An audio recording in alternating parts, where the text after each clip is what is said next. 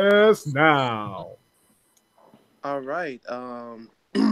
Let me. Wow, what an exciting start! What an amazing intro, Patrick. I love it. Let's Okay. keep going. All right. Val, Pat, when in doubt, talk a little bit louder. If you're just like All right. Okay. just one decibel. He's pretty much just saying, "Can you yell into your microphone?" Okay. All right, I everyone. can do that. Okay. Ladies and gentlemen, welcome to. I don't know how to say 18 in Spanish, so I'm just going to say. 18. Oh, cabron. It's 18. cabron. No, it's pronounced cabron. Oh yeah. Oh yeah. I was going to because I'm say drinking, uno that's why it's ocho, but yeah, cabron. Yeah. Lo siento, listeners. all right, what they said. This is the 18th episode is scheduled for one fall. I am, of course, Patrick. The only black guy, not high, not drunk, completely What? sober. Who are you? Very surprising. I know it's been a great week for me, so I'm trying to expand my life expectancy. Next to me, well, not next to me, but digitally, I have Viva Danielle, aka La Flama Blanca, which I'm surprised I even still know how to say her fucking nickname right, because I was fucking it up for like the first 6 episodes or something because I was high. And next to her is Black Market Ivan, and then of course the lovely Val Capone that just traveled from Cheeseland. And Val, I know you have a buddy with you. Would you like to give the proper introduction to this mysterious person? Who? Well, he's my BF ref, as I like to call him. He is one of the really stellar and dedicated officials here in the Chicagoland area. Basically, is there wrestling? He will count to at least 2, sometimes 3. He'll always remind you when you're at a 5 count, and he loves a good solid juice, but not just 1, 2 juice. Ladies and gentlemen, pretty excited. Our first guest ever here on Scheduled for One Fall is the one and only Andy Long. Woo! Oh, Danielle. Well, Yeah. I'm gonna wake everybody's ass up at this point. wow. Thank you. That's more applause than I normally get at the shows. So Yeah, actually, that's true. He usually gets booed, except for I always yell at people for booing him because it's not his fault. He's an official. If you don't like what he's doing, that means he's doing his job. Let me guess. I mean, neck beards are booing you. It's the neck beards. Yeah, I guess. Okay. Well, I don't know who has a vibrator, but hey, just wait until the show is over. That's I'm getting text messages on my phone, and apparently that's what's happening. So let me fix that. Oh, I just zagged you on the Twizzita. Oh, snap. 2 juice. So what's the story 2 behind juice. 2 juice before you get into get into the whole? It's simple and kind of boring, but I know everyone's hoping for some crazy, ridiculous story. But basically, after shows, usually we'll go out to eat, usually at a 24-hour, like a breakfast joint, because it's late.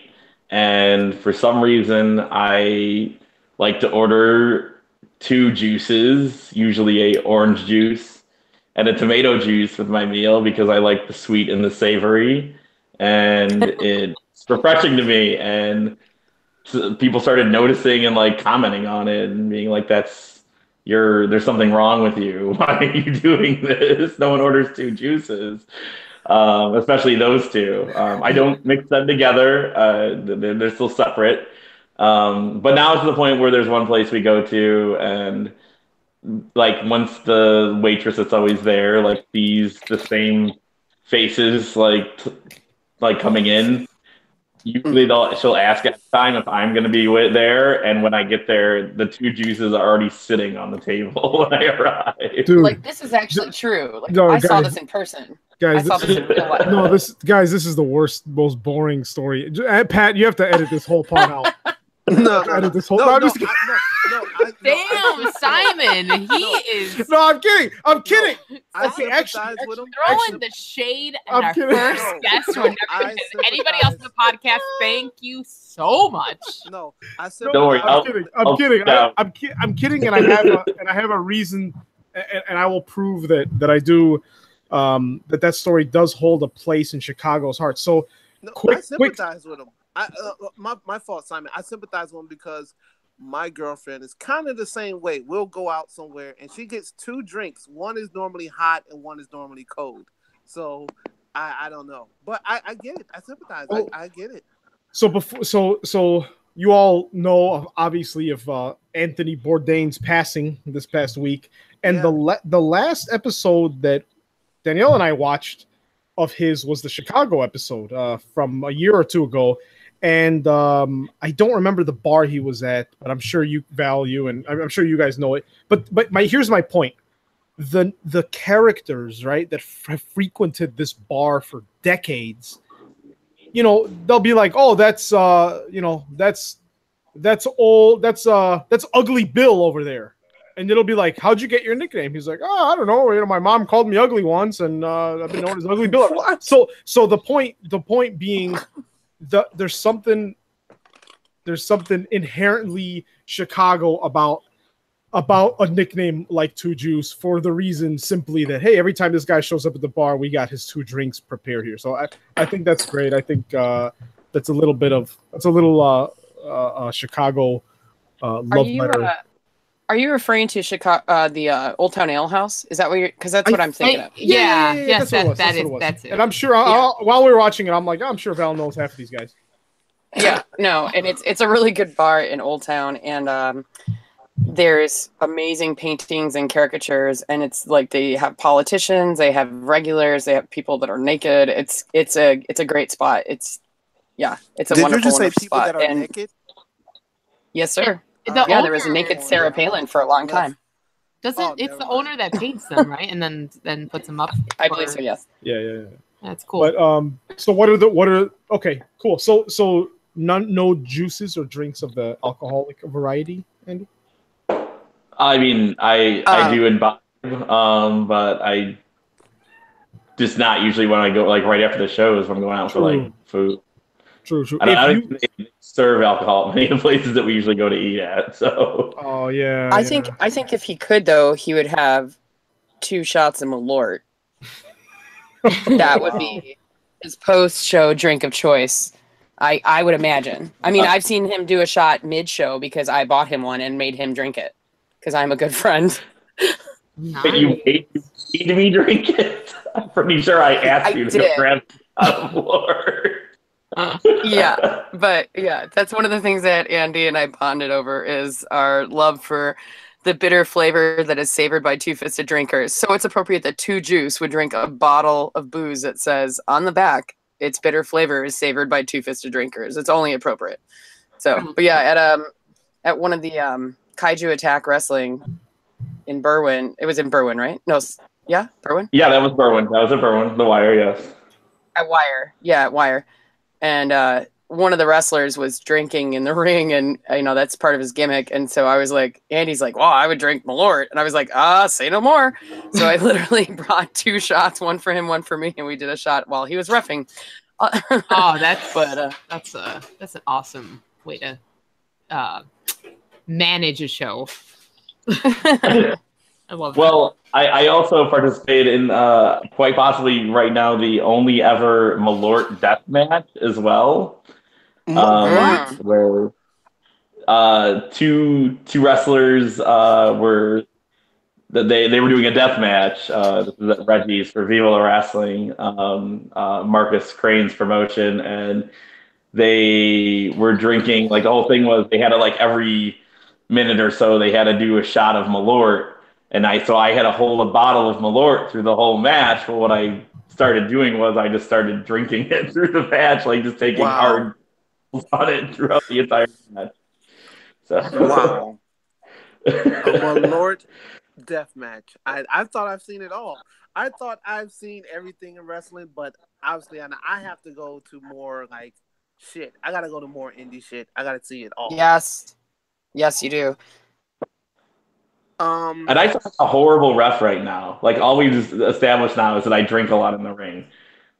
Oh no, that's fine. No, that separates you. That separates you from the others. Like man, look. As far as I'm concerned, if you keep it up, we might see you at All In. I'm hoping I see you at All In. I know they just announced the refs not that long ago, but hopefully something will happen to one of the lesser known refs, and then we can get you up in there and just replace them. All is well. But what is everyone drinking tonight? What is everyone consuming tonight? Oh, well, let me start off with just to transition with tonight's theme of New Japan's amazing week of wrestling. We are going to be partaking a delicious, I'm guessing it's a lager. No, you said it the Chicago style. Lager. Called, I'm probably going to fucking butcher the shit out of this, but Kitachino? Kitachino? It looks like Kitachino nest? Like white people beer. No, but it's no, that's not white people beer. Japanese. Oh, Patrick, konnichiwa. did you just? Oh my God, Patrick, did you hear anything I said in the past 30 seconds? No speak English. I just said my choice for this week's lager was based off the New Japan Wrestling Week. Okay, so. Oh, see, I'm sorry. I'm sober. I'm sorry. Well, I'm gonna. It's a crack, so I'm gonna crack this open. Are you ready? You guys gonna just shh.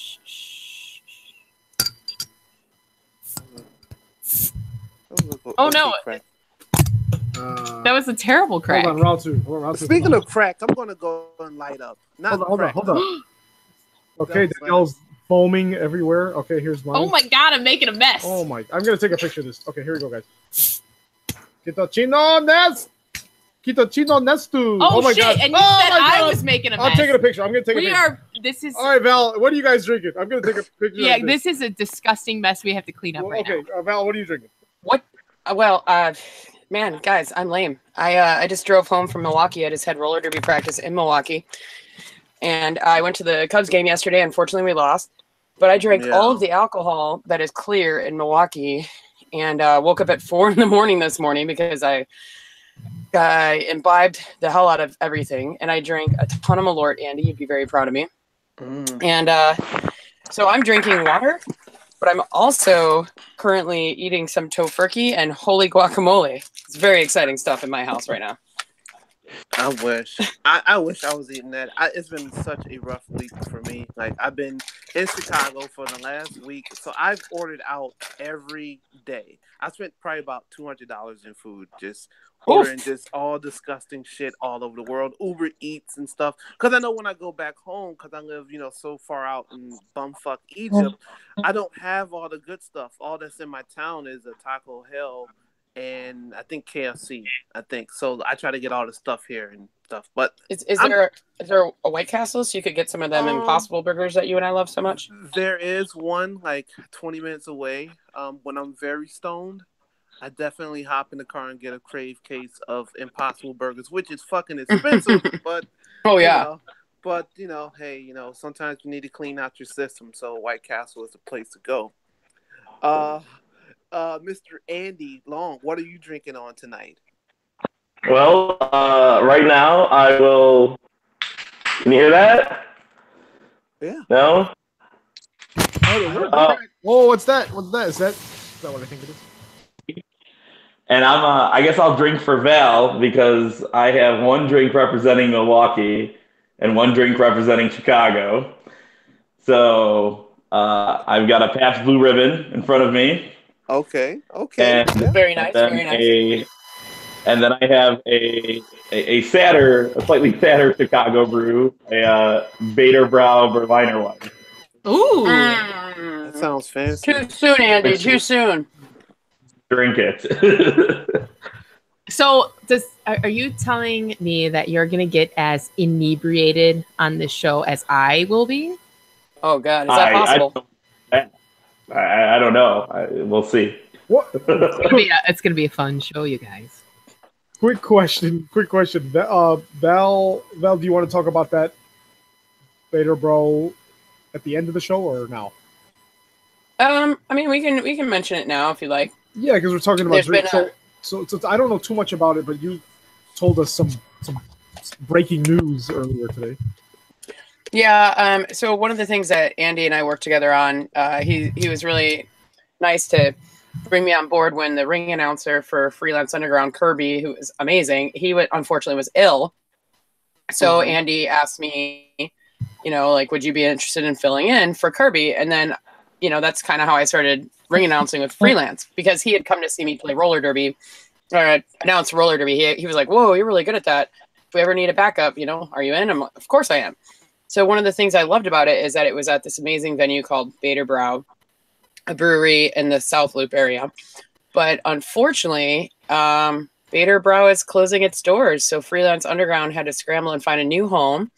So the next show that's scheduled for June 30th, it's going to be amazing. It's going to be actually at Bottom Lounge, which is where Freelance Wrestling spent a good chunk of their existence. So Bottom Lounge is a very wrestling friendly venue. So they were really good about it. And so now the show on the 30th will actually be at Bottom Lounge as opposed to Bader Brow. So it's pretty sad. So that's why I was like, oh, too soon, Andy, too soon. Because, they're so good, but it's just, it is what it is. And unfortunately it kind of happened out of nowhere. Like a Clandi Orton RKO out of nowhere happened to Bader Brow. So it's a little sad, but this is the thing that I love about independent wrestling is like, it's such a strong, united kind of scene that, people just kind of scrambled. And, Andy and I talked extensively and we were like working on venues and a friend of Andy's got them into Bottom Lounge with, so it's going to be good. I think it's going to be a really great venue for Freelance Underground. So I'm really excited for that show. That is on, sorry, Andy? I want to give props to, we won't say friend, we'll say it is the owner of Freelance Wrestling, Matt Nix, is the one actually who put in the immediate call the next day. I wasn't sure. I wasn't sure if you wanted to say his name or not. I didn't know, so that's why I was like, oh yeah, good friend. No, Matt Nix is like a huge, it's like, he's a huge part of the backbone of Chicago independent wrestling. And he is just an awesome dude and just wants to promote positivity throughout the indie wrestling scene. So I love getting to work with Matt. He is fantastic. Simply marvelous, if you will. Simply marvelous, Matt Nix. But yeah, it's going to be the Mega Brawl is Saturday, June 30th at Bottom Lounge now. So pretty excited. It's at 1375 West Lake Street in Chicago. There is limited seating available, but it's pretty limited. So get those tickets now, $30. Standing room only GA kind of action is $20. Doors are at 7:30 and bell time is at 8:30. So it's going to be pretty excellent. I'm looking forward to hearing more about this. When is this event? Saturday, June 30th. So a couple weeks from now. Okay. Pretty excited about it. Well, there you hear it. Fucking people in Chicagoland, get off your fat asses. Damn. Offense. Not how you get people in the door. Okay, all right, never mind. Please get up and go out and please I'll edit that out. No, you can't. You said it. We're already way past the editing point. These people don't like me on the show. I've had people DM me and tell me that they hate me, so it's whatever. I don't care. I just say thank you, Patrick, for not sharing the negative feedback with me. I appreciate it. Yeah. Okay, that's fine. That's fine. You can share it with me though. Share it with me. I want to know what Simon wants to know. I don't want to know. I want to know what. I don't want to know how many people hate me. I want to know which of our accidentally racist comments are the most incendiary. I got a lot of heat for Nakamura. I understand why. So real quick, before I don't disagree with that actually. Yeah, right. So we have so much to cover today, and before time elapses and we don't have a chance to do this, I want to still ask Andy one or two questions. So Andy, you're the first ref I've ever had a chance to talk to one-on-one. So what let me ask you this, okay? Obviously you love what you do, you love the scene, you support Chicago in every way. What pet peeves do you have? You get in, you go to work, a show happens, you're there for a few hours. What's the one thing that you're like, God, I hope performers don't do this? Oh wow, that's a good question. A question I think about for a second. Hope performers don't do this. Yeah, like something that would just really throw off your rhythm. Like obviously, you guys have an idea. Yeah, like of someone what's going fart in the ring or something. Well, okay. Can I give you a suggestion, Andy? Can I give you a suggestion? Sure, you can. When the fans throw stuff into the ring, particularly stuff that you're allergic to, like bananas. Oh my God. Oh no. Well, I'm going to edit that out just because I don't want people to go to the show and become Donkey Kong and fucking throw bananas in it. Well, it's funny because it's actually for Space Monkey. It's like the luchadors. People throw money into the ring to complement their skill set. So, like, people to compliment Space Monkey throw bananas into the ring for him, and it's awesome. Except for I'm always terrified that my dear friend Andy is going to have like an anaphylactic reaction because a banana is going to bounce off of him or something. I don't know. Okay, wait. So Space Monkey is the guy who they throw bananas at? He's a monkey from space who wrestles. Yeah, so duh. What happens? So Pat, let me ask you a question. Okay, you're in the audience, right? You bring some family to the show. You're like, guys, you got to check out this indie show. And Space Monkey comes out, right? And he's acting crazy and everything like that. And then a black wrestler comes out after him, and the crowd is still throwing bananas. What do you say? Oh man, that's racist. What the fuck? Did that just happen? Damn. Oh man, I would hope all the bananas stop in midair once the black guys walk in.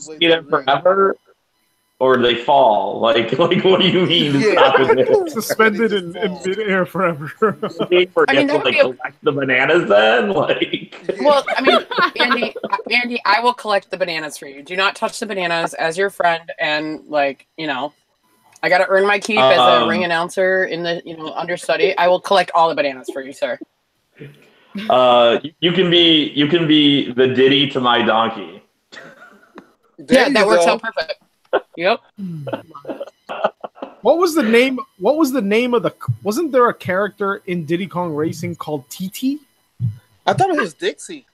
Well, that was Dixie. No, there was a clock. Wasn't it a clock? Like he was like, "I'm TT." I don't know, but that sounds kind of racist. So I don't know. Yeah. Oh, TT! Oh, TT! They throw bananas in the ring again. Oh no! God, is that? I cannot believe what I'm witnessing here. Pat, I just gets more. I mean, it's not me. I don't write the scripts, Pat. I don't write the script. I'm sorry. He apparently thinks racism is okay. Speaking of racism, guys. Great segue. Guys. Speaking of racism. I still never answered the question. So. Okay, so they throw guys, if you're listening to this show, don't you dare say, "Oh, great, I'm gonna go to the grocery store and buy," what would you call it? A stalk of bananas? What do you call a stalk? A bunch. A bunch? It's a bunch. Yeah. Do not buy a bunch of bunches of bananas. Bunch of bunches? And just be like, "Hey Andy, I listened to the show," and then don't do that. Don't do that, okay? Respect him by not throwing bananas at Space Monkey, and he's gonna feel like, what did I do wrong? Why are people not participating anymore? But I have a legit answer to the question though. See, I gave you plenty of time to think, brother. There you go. All time. So that was good. I'd say there's two things. One would be for the fans not to be yelling at me during the matches when they're supposed to be paying attention to the matches. Part. No, everybody's like, there's some guys that take away from the matches due to the level of yelling that they do to me. That would be one thing that I don't like that happens. It's like a big pet peeve where it gets out of hand. And then just if I'm in the ring with, I guess, more inexperienced wrestlers and they don't know ring placement really well, because then I'm constantly because I know where I need to be in a match to not get in the way. But if they're like guys that are greener, don't know as much, like sometimes they're kind of all over the place, or they might go to whip someone into the ropes, but instead it was supposed to go to the corner, so they kind of mid-path change direction. And that drives me nuts because I never know where to stand. I'm trying to guess on where not to get in the way because I don't know where they're going. I have no feel for their rhythm. So those would be the two things I would say. Timing is crucial, man. It's really hard. You just have to get familiar with people, and so it's hard when people switch up timing like that. I mean, that's a good point though, because for all the timing, for all the, for lack of a better term, choreography that goes on in a match, you are as big a part of that as the performers, right? I mean, you're a performer too, because you can't just be, you're not just going in there to be like, okay, I'm going to count to 3 whenever they make a cover. Like you need to have as much ring awareness as them. So that's a very good point.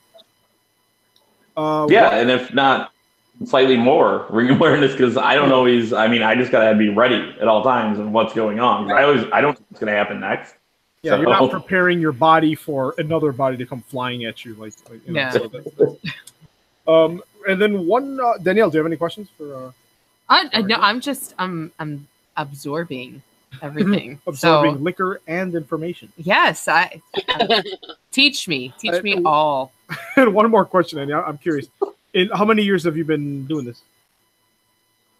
I have now been doing this for over 15 years. I've been wrestling. Wow. Damn. So I would say the answer is too long. No, I'm just kidding. Just kidding. So too juice long? What would you say?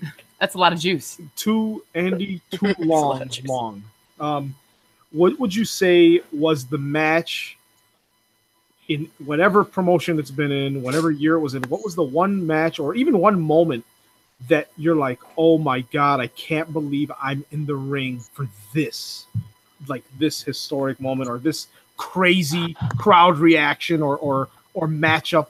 Is there one moment that comes to mind?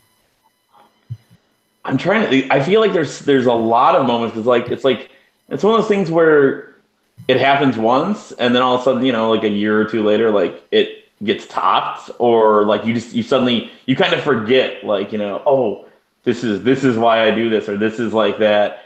I mean, I want to say not to toot my own company's horn, Freelance Underground, but I'd say that was more recent one. Our very first show that we ran, where we weren't even freelance, we weren't even considered Freelance Underground yet. We were just freelance wrestling and underground wrestling and Beta Bra Brewery presents. I mean, this is a joint show. But there was a match between it was Pat Monix and Storm Grayson, who at the time were known as the STDs, the super tough dudes.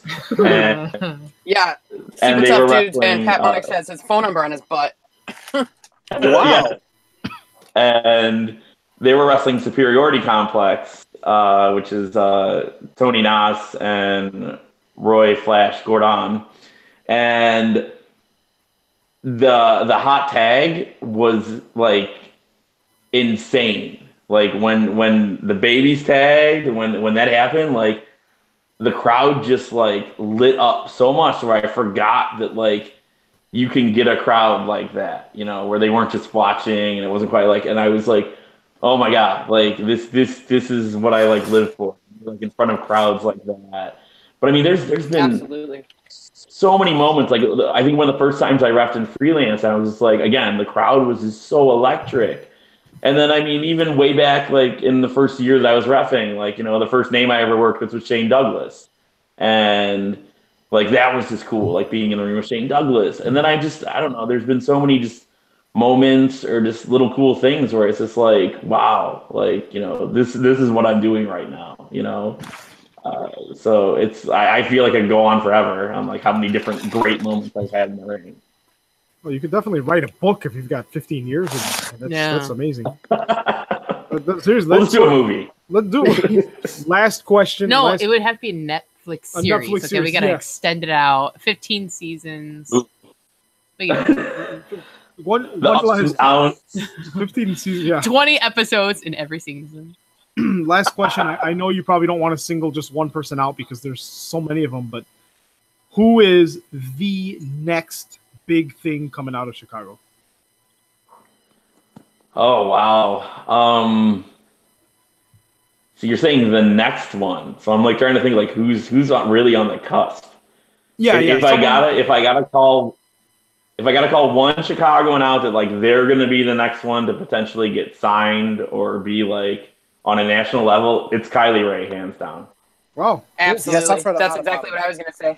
I was gonna say Kylie Ray. I mean, that are close or that I see in the future making it, but she by far is the closest, I think, to that finish line, or of getting to that next level. Yeah, she's really dope. I've seen a couple of her matches on PowerbombTV.com. Cheap plug. Yeah, so Free plug. Use promo code Val Capone for one. No. Yeah. But she'll have to change her ring gear because she uses Pikachu. Oh yeah. Yeah, I don't know if I'm right. Yeah. So I think if they just put like a big smiley face on her gear, that works. True. Yes. Yeah, because she uses a couple different Pokemons, but yeah, I don't think that she would be allowed to wear the Pokemon, but I think it would still translate really well, like Andy said, with just a smiley face or something, because she's Smiley Kylie Rae, and that's her thing. So. Mm-hmm. And if you can go heel and make it a sad face or an angry face, yes, make her. Cool. Yeah, no, Andy, if you had a Pokemon on your ring gear, what would it be? I don't know anything about Pokemon. that is okay. That's like really way to put him on the spot. The most random question ever asked on the podcast. I would definitely be Snorlax. Snorlax, I think. I don't know what that even means. He's a really big, fat, sleepy Pokemon. I want to be the cute little fox. What is that one called? Eevee. Oh, yes. I want to be that one. Simon, I like you. Remember that. Drink juices? That would be me. Yeah, okay, I'm going to research which Pokemon is most likely to drink juice, and then I'll get back to you. I feel like it's Juicemon. Juicemon? Juicemon. Oh my God. Juicemon. Juicemon kind of sounds Japanese. That's racist. Oh, that was Speaking of Japanese. That's racist. Oh, snap. Segway. Oh, guys, hold on. Someone has a message for us. ブラックマーケットのイバン・モテファッカスによるニュージャパン PRO レスリングドミニオンの一つの落下を予定しています。So the one Japanese person that the one Japanese person that listens to our show knows that now this is the section of the show where we're going to discuss New Japan's huge shows that altogether had about 7,822 stars from Dave Meltzer. And that was New Japan Pro Wrestling's Dominion. Dun, dun, dun. You know we can add music here. We got technology. No. I already sang it. I already did it. You don't need to okay, edit. never All right, mind. Pat, here, check it out. Hold on. Hit the music, Pat. Even though the music's probably already playing. Okay, so yeah, exactly. First, we had the IWGP Junior Heavyweight Tag Team Championship match. If I'm not mistaken, I think this is the only belt that did not change hands. This was El Desperado and Yoshinobu Kanemaru defeating Sho and Yo of Roppongi 3K, which was a huge shock. This is an up-and-coming team. They've got a lot of victories under their belt. They've already won the title several times. They actually did not come out victorious. Then again, this was to open up the show, so it was kind of a nice slow start to the show. Then we had the Never Openweight Championship. You had Tai Chi versus Michael Elgin versus Hiroki Goto, which was the current champion. Michael Elgin took it away. Fuck him. Debuting his leaner physique, which, that guy, as someone who's currently, I think a few of us are currently trying to eat healthier and be healthier. It was impressive. I'm not. I was at one point. I don't give a fuck. Wow. That lasted a whole week. I'm proud. Yeah, no. I'm impressed, brother. I think so. So it was impressive. So Michael Elgin did take the belt away to become the new Never Openweight champion. Then we had what some would say, some being Val Capone, what some would say was the only match that mattered. Jack Sabre Jr. Legit. and Minoru Suzuki Capone defeated Toru Yano and Tomohiro. I'm sorry, Ivan.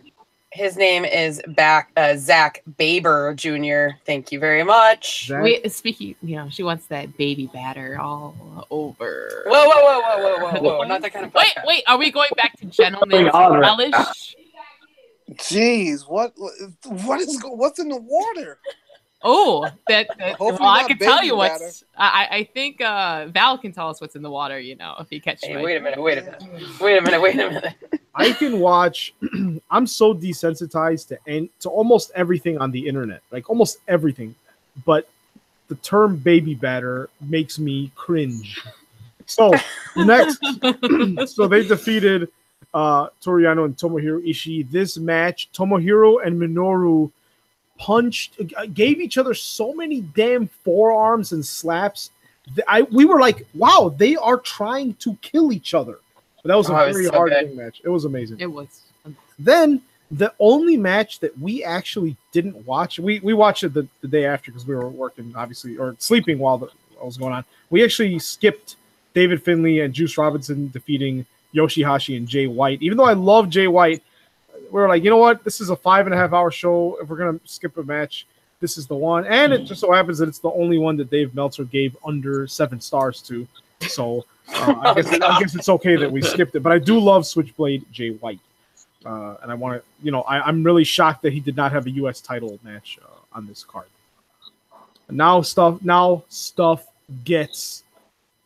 I don't know why the first thing that came to my mind is to say now stuff gets creamy. but I'm gonna say it because everything's always better if it's creamy.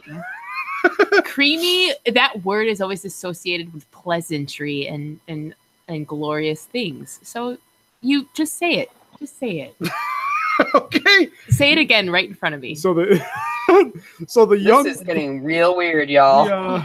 Yeah, it's getting hot in here. Okay, the IWGP Heavyweight Tag Team Championship.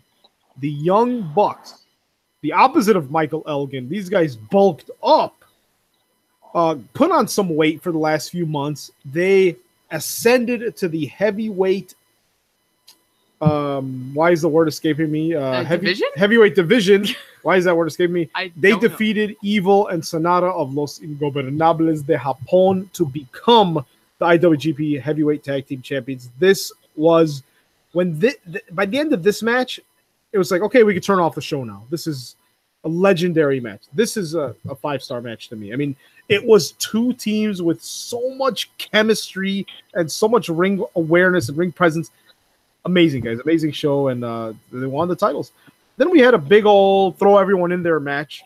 Well, it was actually fun. Marty Scurll, Hangman Page, and Cody, representing Bullet Club, defeated Rey Mysterio, which the New Japan Pro Wrestling graphics team spelled it Ray like R-A-Y, like Uncle Ray. Uh-huh. So Raymond Mysterio, Jushin Thunder Liger, and Hiroshi Tanahashi were defeated by the Bullet Club. Nice, fun match. A lot of cool, fun spots. This was kind of like the comedic, halftime show. They had a lot of kind of pandering to the crowd. A lot of fun stuff. So kind of like a B-team type match from Raw, something like that. Yeah, exactly. Yeah. Something to break it up, something to get the crowd re-engaged after that insane, tag team match. Then, IWGP Junior Heavyweight Championship match. This was the result of the entire Best of Super Juniors tournament. Hiromu Takahashi, not accompanied by Daryl Jr., which was kind of upsetting. Black Market Ivan was very distraught to not see Daryl attending at ringside. Yeah, the little stuffed kitten with the luchador mask. I was really, really blown away. He defeated Will Ospreay to become the IWGP Junior Heavyweight Champion. If you guys are noticing a trend, almost every single title changed. A lot of upsets. A lot of just like I said. I mean, this was the WrestleMania of New Japan, not Wrestle Kingdom. This was their WrestleMania so far in the year. The IWGP Intercontinental Championship, what nobody thought would happen. Chris Jericho defeated Tetsuya Naito, the leader of LIJ, to become the IWGP Intercontinental Champion. This was not just a cash grab. This was not just a cameo to boost sales. They have a plan with Y2J. And guys, this was the dirtiest, the filthiest, the most brutal version of Chris Jericho I've ever seen, and it was pure entertainment. I mean, he beat the living hell out of Naito before his ring gear was on, attempted to throw him through tables that repeatedly didn't break. I think eventually he got it to break, but great match, brutal match, a lot of swearing in there, a lot of stuff that would make Vinnie Mac shed a tear. And Yeah, it was pretty intense. It was Damn it, pal. Let's just give Chris Jericho a shout out for the most fabulous hat and face paint and scarf ensemble. I have my makeup look for my job for the next couple weeks. So thank you, Y2J. I love you with all my heart. Well, what's funny is that he wore the black lipstick because he was wearing a Bushi mask a few months ago, and that's what Bushi wears with his mask. But this time, it made no sense. He's like, I'm going to wear black lipstick. I'm going to wear a Clockwork Orange-esque eye makeup and a fedora and a scarf. I don't know what it's literally like King Diamond and Alice Cooper and it kind of reminded me of like the Fabulous Freebirds at one point. I remember they used to wear like eye makeup and stuff like that. Shout out to Jericho though. 48 years old, and you can pretty much say he's one of the GOATs. He's one of the greatest of all time. Yes, he whooped his ass. I've never thought, because come on, we all know. You start out strong, you usually end up losing. And the fact that he just whooped on him for a good 5 minutes and then still won, I didn't expect that.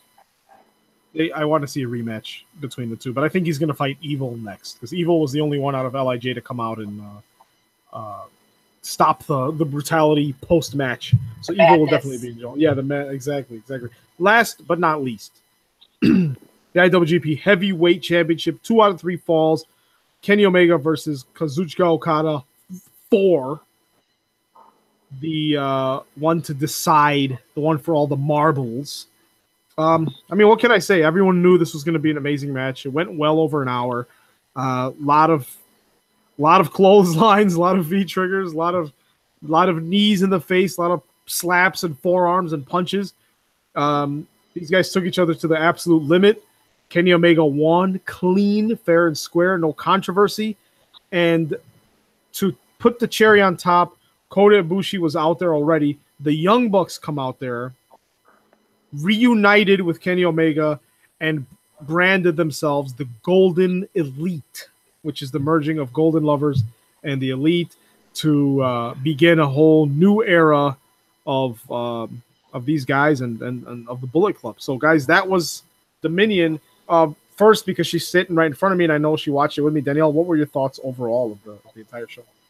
Well, if we go off the Dave Meltzer star rating, I'm so irritated by that. Everything about it. Again, I'm a huge Bullet Club fan and just New Japan fan. So of course the lady mark in me is just like, okay, everything gets 10 stars because I just support this whole company. But I would give it a solid 5. If we go out of the original Dave Meltzer scale, definitely a solid 5, including the shitty Robinson and Jay White situation that happened that we skipped over. Like a solid 5 stars. Nice. Val, sounds like you watched it as well. What you think of the whole show? Pardon? What did you think of the show? Since it sounds like you did watch. I only watched some clips because I wasn't able to commit to the whole thing. But it's what's not to like. It's all just top notch and stellar wrestling across the board. Obviously, I'm a little bit biased towards the one match in particular of Zack Sabre Jr. and Minoru Suzuki Capone. But yeah, just watching my future ex-husbands destroy people's souls is always a good thing. So I can't complain. It was a good time. And I'm hoping that I have some time during this weekend maybe to watch it in its entirety and not just clips of some matches here and some matches there. But we'll see. I don't know. It's a big wrestling weekend. So either I won't have the time or I will make the time. Definitely check out the Ospreay and Takahashi match. Yeah. That was just phenomenal. Should have been 5 stars. Andy, did you watch it or watch any clips? I did not. Okay, that works. I had beer in my mouth. Well, spoiler alert. Oh yeah, don't spoil. Okay, don't tell Andy what happened on the show. Forget everything we just said. Spoiler alert. Yeah, it's a good show. Watch it. Oh shit, guys! shocking things happen. But actually, and then Pat. Before we get to you, Andy, do you indulge in any of the New Japan? I do not. It's not that I don't like it. I definitely am a fan of New Japan. I don't really, I don't watch a lot of televised wrestling, to be honest. So No, it's few and far between. Not everyone likes Japanese people. It's okay. Oh, wow! You gotta understand, Andy. I'm trying to make everything a race thing on this show. I hope you should know this. But no. I we're in the same boat. I mean, we don't have cable or anything, so we catch everything online. So even you'll even see later that Raw and SmackDown, we catch the abridged versions, which might be a good thing some weeks. But yeah, same thing. I mean, we kind of pick and choose what we watch, but I know you're saying like you don't watch much televised in contrast to live indie wrestling, so that makes sense. That makes sense. Pat, your thoughts on the show? What did you watch? I mean, at this point, Kenny Omega can fight fucking Lash Guru and get 6 stars. At this point, I don't know what I thought it was a decent show. I definitely liked the Jericho and Naito match. Also, Takahashi versus Will Ospreay was a good one. Love seeing steroid Rey Mysterio and Justin Thunder Liger in the ring always. It was okay. I didn't. I've seen better from New Japan, but this was overall a solid show.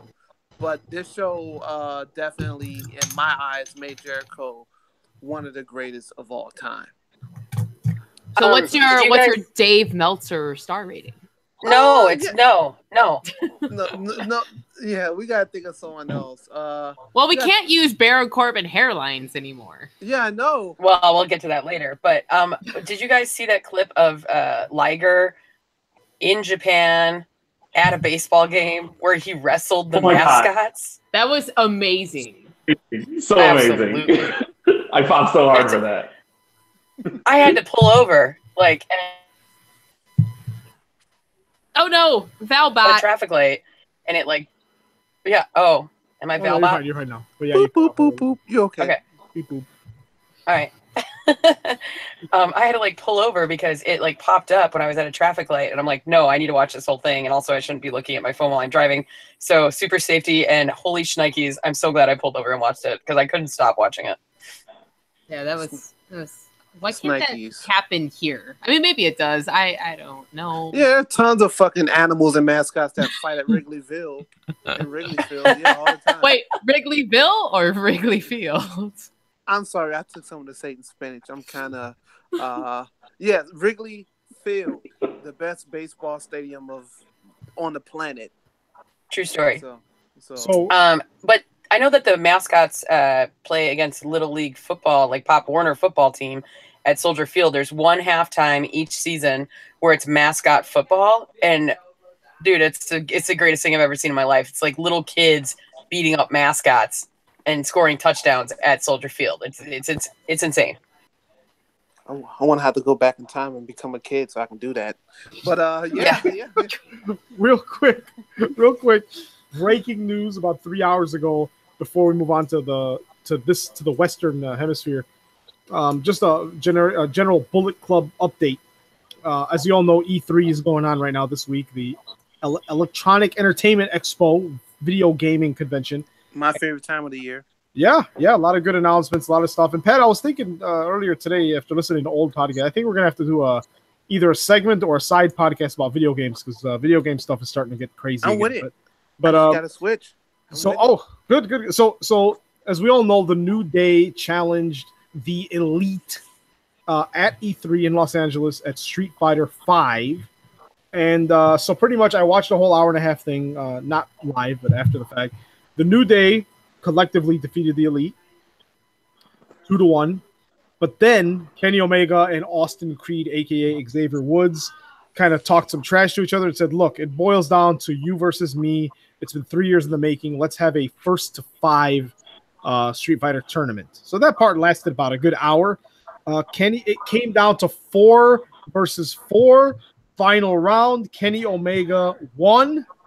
And the stipulation was the whole losing team has to eat these really insane-looking habanero peppers.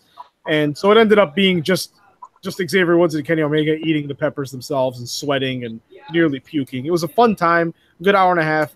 really fun, especially if you love Street Fighter. So that was the update that happened a few hours ago, and I'm very happy Kenny Omega won. And at the end of the show, they said pretty much they kind of, broke the kayfabe and said, listen, it's been this many years in the making. All we want to do is what you guys want to see, and that's both of everyone on this stage working together. However, it has to happen. And right now, that's not possible, but we're going to make sure it can happen at some time soon. Kind of saying like, wait, did the Young Bucks actually participate in that? Yeah, conversation? They were all there on the stage. Yeah, they super kicked the announcer, which by the way, I need to watch this. As someone who grew up when gaming was not cool, right? It was a stigma to be a gamer. Of course, I'm very happy that esports is a thing and competitive gaming is a thing, but the announcers for this show and the MC for this show are the cringiest human beings I've ever listened to. And the whole time Kenny Omega's talking, the New Day is talking, and this like lame MC would get on the mic and be like, "Oh man, you gonna let him talk trash like that, Kenny?" Like that's kind of racist because the MC was black. Oh, damn! Simon is just hitting all the right buttons tonight. Him verbatim. But yeah, and then the announcers, it's like, I don't know, man. It made me be like, like I always tell Danielle, like the ultimate, and I don't know if you guys agree with this, the ultimate version of a fan in any industry, in any medium, the ultimate fans can literally turn you off of the product. Like we kind of recently got into Doctor Who, but then if you look at Doctor Who conventions, you're like, oh wow, that's a 80-year-old man dressed as cosplaying as a woman from Doctor Who, woman alien. It's like there are things that you're like, oh, I don't like the show anymore. Kind of like, so this convention, besides these wrestling acts being there, had a type of fandom that kind of made me say, oh yeah, that's why I don't play fighting games online anymore. But that's more of a video game tangent. Anyways, fun time. Kenny Omega won. Everyone ate hot wings. And no, peppers. And then Meltzer gave it 6 stars, right? Meltzer gave it 6 stars. Meltzer gave it 6 stars. No, I think he broke the record and went for the 9.5 star rating on that one. Oh my god, I'm gonna make him see stars if he doesn't stop with that crap. And once again, Simon, that was racist. Everyone eating hot wings because there's 3 black guys on the stage. Damn, Pat! I didn't even that flew over my head. And glad you caught that one. Xavier Woods is like, oh my god, these are so hot. Someone give me grape drink. Oh no! Oh my god! So, I am moving out of this apartment. Guys, so looking good. Okay, real quick, and then I'm done talking. Guys, we're 1 hour into the show, and we have Raw, SmackDown, 205 Live, NXT. That's okay. Takeover, the fast part of the show, and Money in the Bank. So let's keep these to like 10 minutes each. Trust me, I'm gonna breeze. Mine's gonna be 10 seconds. Val, yeah. Bringing in extra fans are listening because I'm here, so like you guys probably get a little more extra time. I'm sure that's how it's working. Oh, that's true. The pressure's on. We're on the hot seat. Oh fuck. So man, I gotta go pick up my dog from the dog sitter, man. This is fucking late. No. All right, all right, Val. Give us. Like the whitest thing I've ever heard, Val, and I'm a white. That's racist. I'm a white. It's the alcohol. Oh blame it on the alcohol. All right. Okay. Okay. So let's talk about Raw since it's the go home show for Money in the Bank weekend this weekend. And it started out with very awkward staging of ladders and all the Raw participants, male and female, standing at the ladders. And magically they all have microphones and they proceed to shit talk each other. Alexa Bliss and Braun flirt a bunch. It was really annoying. But then eventually the 4 ladies that are competing in the women's Money in the Bank match had actually probably the best match of the night. But it was also weird because like Alexa Bliss forgot which part of her body was injured. And then so did Natalya, which was crazy. But Natty won. So yeah, that was pretty exciting. Sasha Banks almost killed herself twice. Ember Moon beat everybody up, and I was thrilled. Yes, it stopped showing Ember Moon's role in that match was the best. Like, she pulled out the best kind of moves and the most hard-hitting moves. You know what's crazy is I don't even watch Ember Moon matches anymore. After I seen what type of blue jeans she wears. What? Wow. I can't watch it. Have you seen it? Google Ember Moon jeans. I don't want to. I don't want to Google her blue jeans because I don't even like her red contacts, but I do enjoy her wrestling, so that's what's most important. Yeah. So yeah, she's amazing. But anyway, so Natalya ended up winning, and we'll see how that all goes. Whatever. Right? Dolph Ziggler and Drew McIntyre. I'm sure you guys are shocked to hear this. They beat up on Breezango. Ooh, who knew? The zigzag Claymore finish is still probably the best thing in WWE right now, other than Charlotte Flair and everything she does. I unfortunately missed that match because Hulu did not air it. Don't worry. It's actually miss it. Oh. Yeah, it's actually not that great, but man, there's something hypnotizing about watching Drew McIntyre. There I don't know. Absolutely something mesmerizing about watching that tall, big Scottish. Here we go. Relax. I'm just trying to figure out long-haired Hattie. When the hell did Tyler Breeze get a fucking Sami Zayn beard? Okay. Sorry. Speaking of long hair, go ahead. Speaking of long hair, can we talk about Constable Corbin wasting the opportunity to have a hair versus hair match?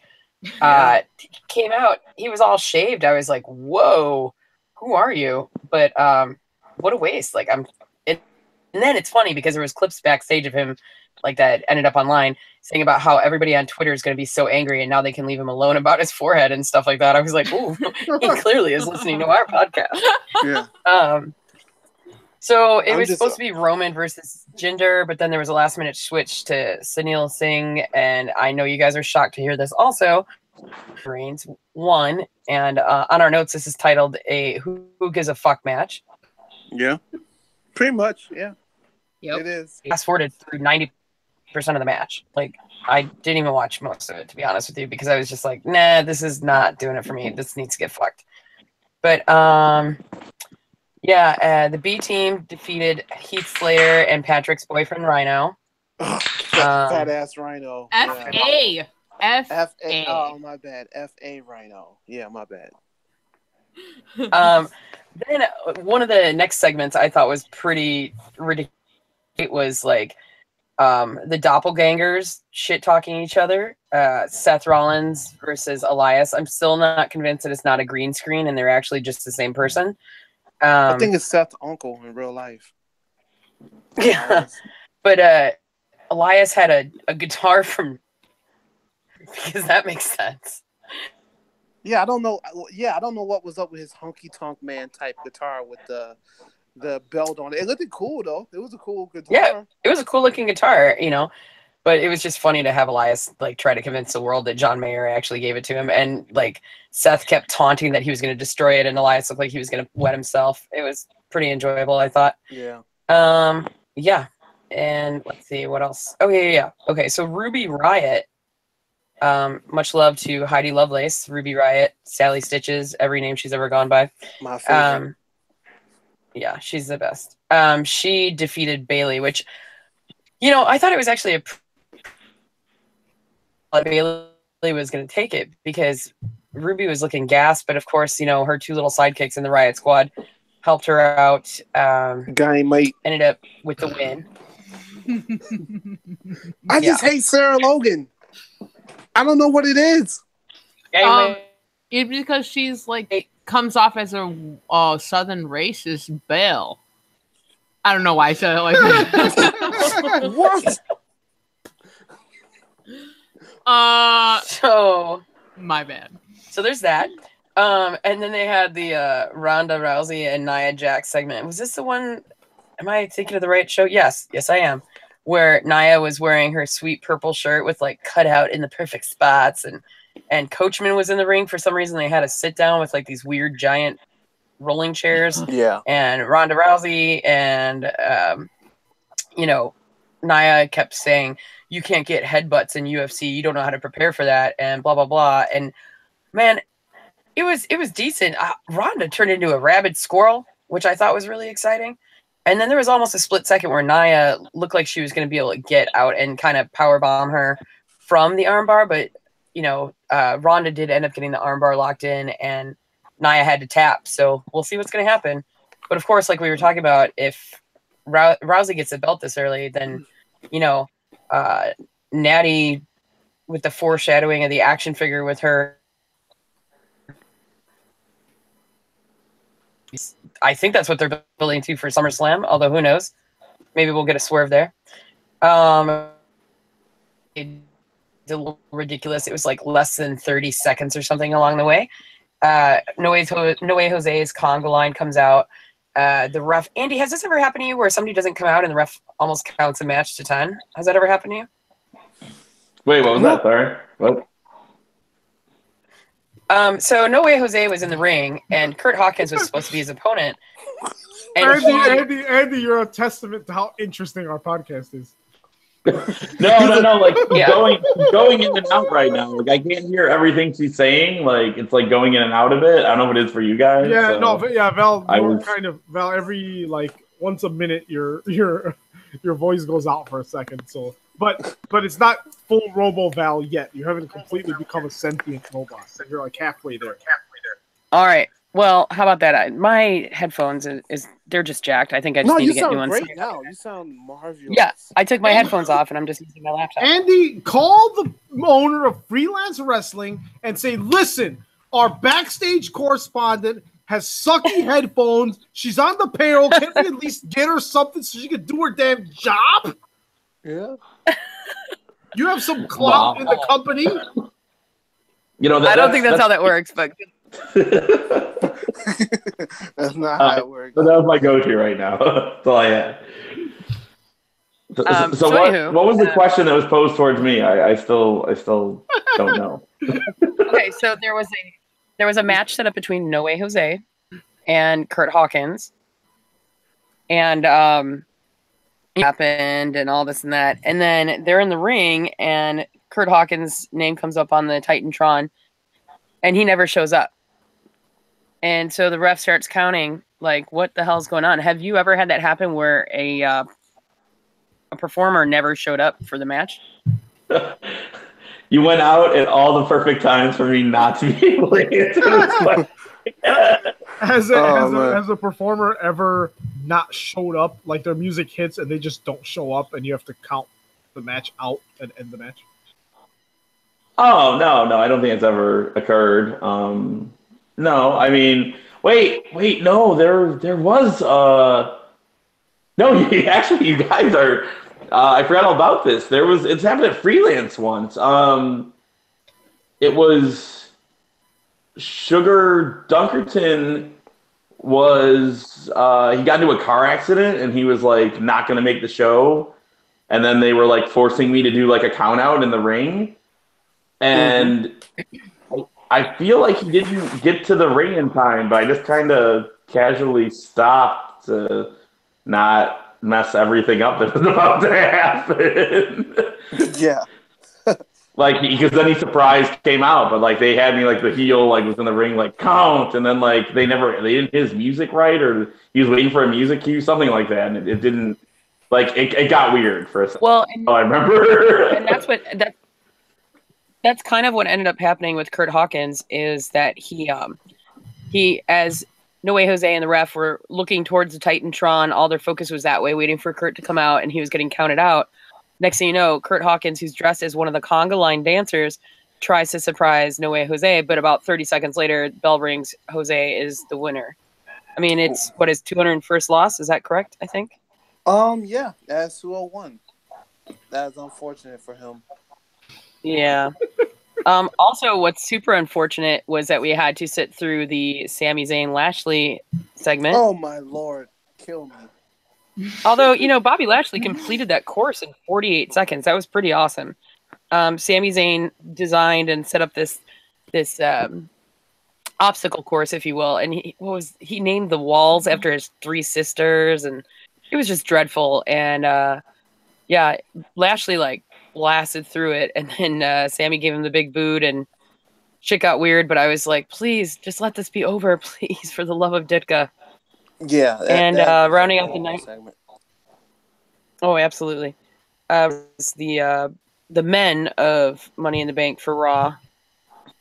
Braun Strowman taking on Finn Balor and Kevin Owens and Bobby Roode. And throughout the evening, actually, Kevin Owens was strongly suggesting and requesting and doing everything he could to get Finn Balor and Bobby Roode on his side so the three of them could take down Braun Strowman. Finn Balor had terrible lines saying, I'm keeping one eye on him, but I'm also keeping one eye on you, Roode. And, it was like the storyline that was weaved throughout the entire night. But in the end, it didn't matter that the three of them had the kibosh on Braun because Braun ended up winning it all. So it was okay. It was a -17 Dave Meltzer's would be my review for Monday Night Raw. It was one good spot though with Kevin Owens doing the bullfrog splash off the to Braun Strowman. So I thought that was good. I think that's when I finally came out the bathroom from pissing for about 3 hours. You should get checked out. Yeah, that was I'm definitely gonna get that checked out. Holy shit.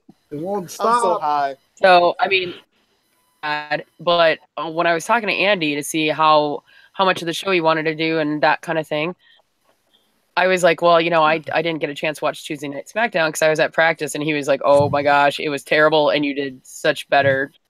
I made such a better choice to not watch it. So then I decided that Andy had to review SmackDown. So here you go, Andy, my gift to you, my dear friend.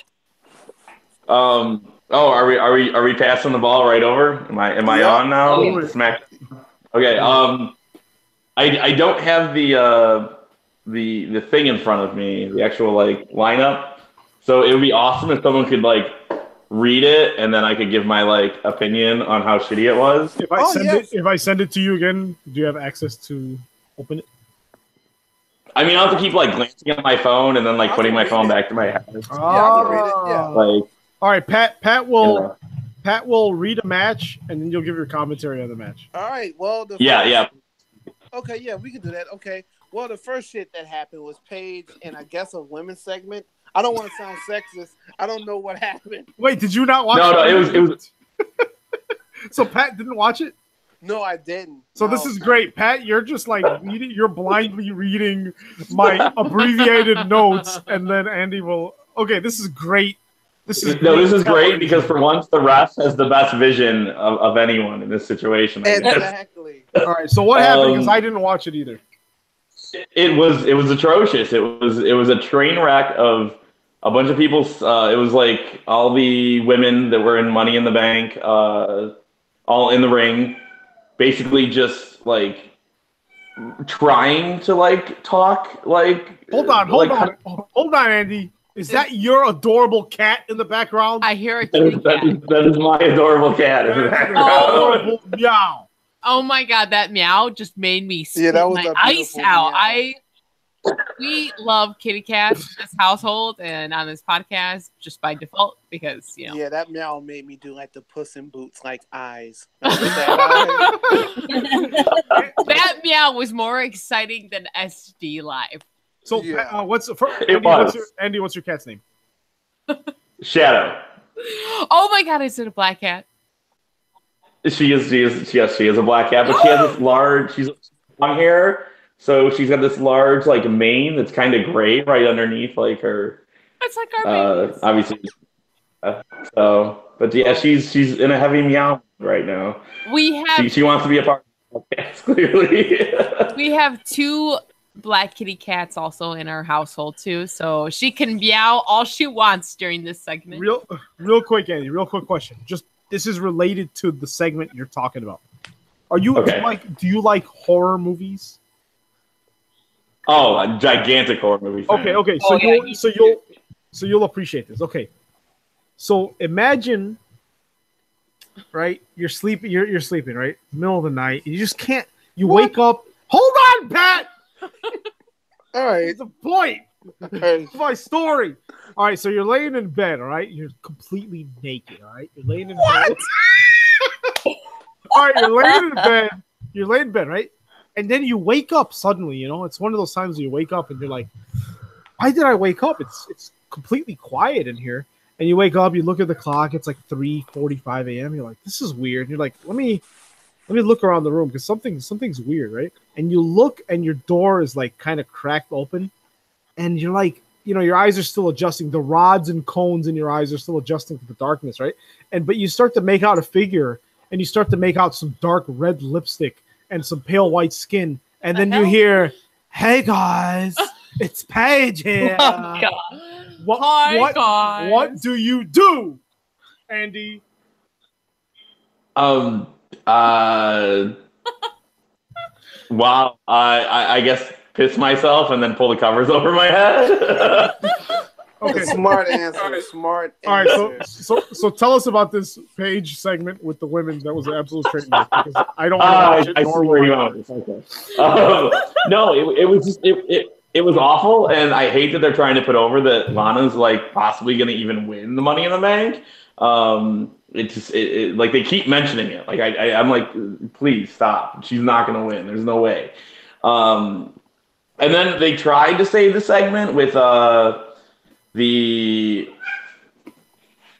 who I'm trying to think what their tag team name is. The Peyton and Iconics.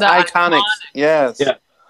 They tried to save it with them coming out and being kind of like asshole heels, which like wasn't horrible, but it was just like, this is horrible. Why am I watching this long segment? What was that? They made fun of Charlotte crying, and they made fun of Becky Lunch eating quinoa. And then her Irish. I'm an Irish or something like that. Yeah, it was just. Yeah, I'm an Irish.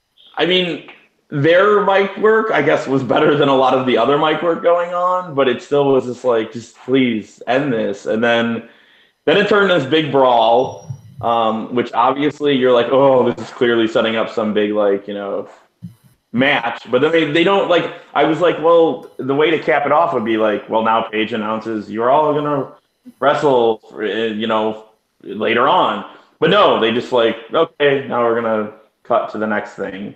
And I was like, oh, so we're not going to pay this off right now. We're going to wait. I don't know. It didn't make sense to me. So, yeah, we can continue. That was awful, that segment. I need my cue. Oh, yeah, my bad. So it looks like the next match was, and it looks like this probably could have been a good match. Daniel Bryan defeated Shelton Benjamin. Could have been a good match is the key. Yeah, that's a key word.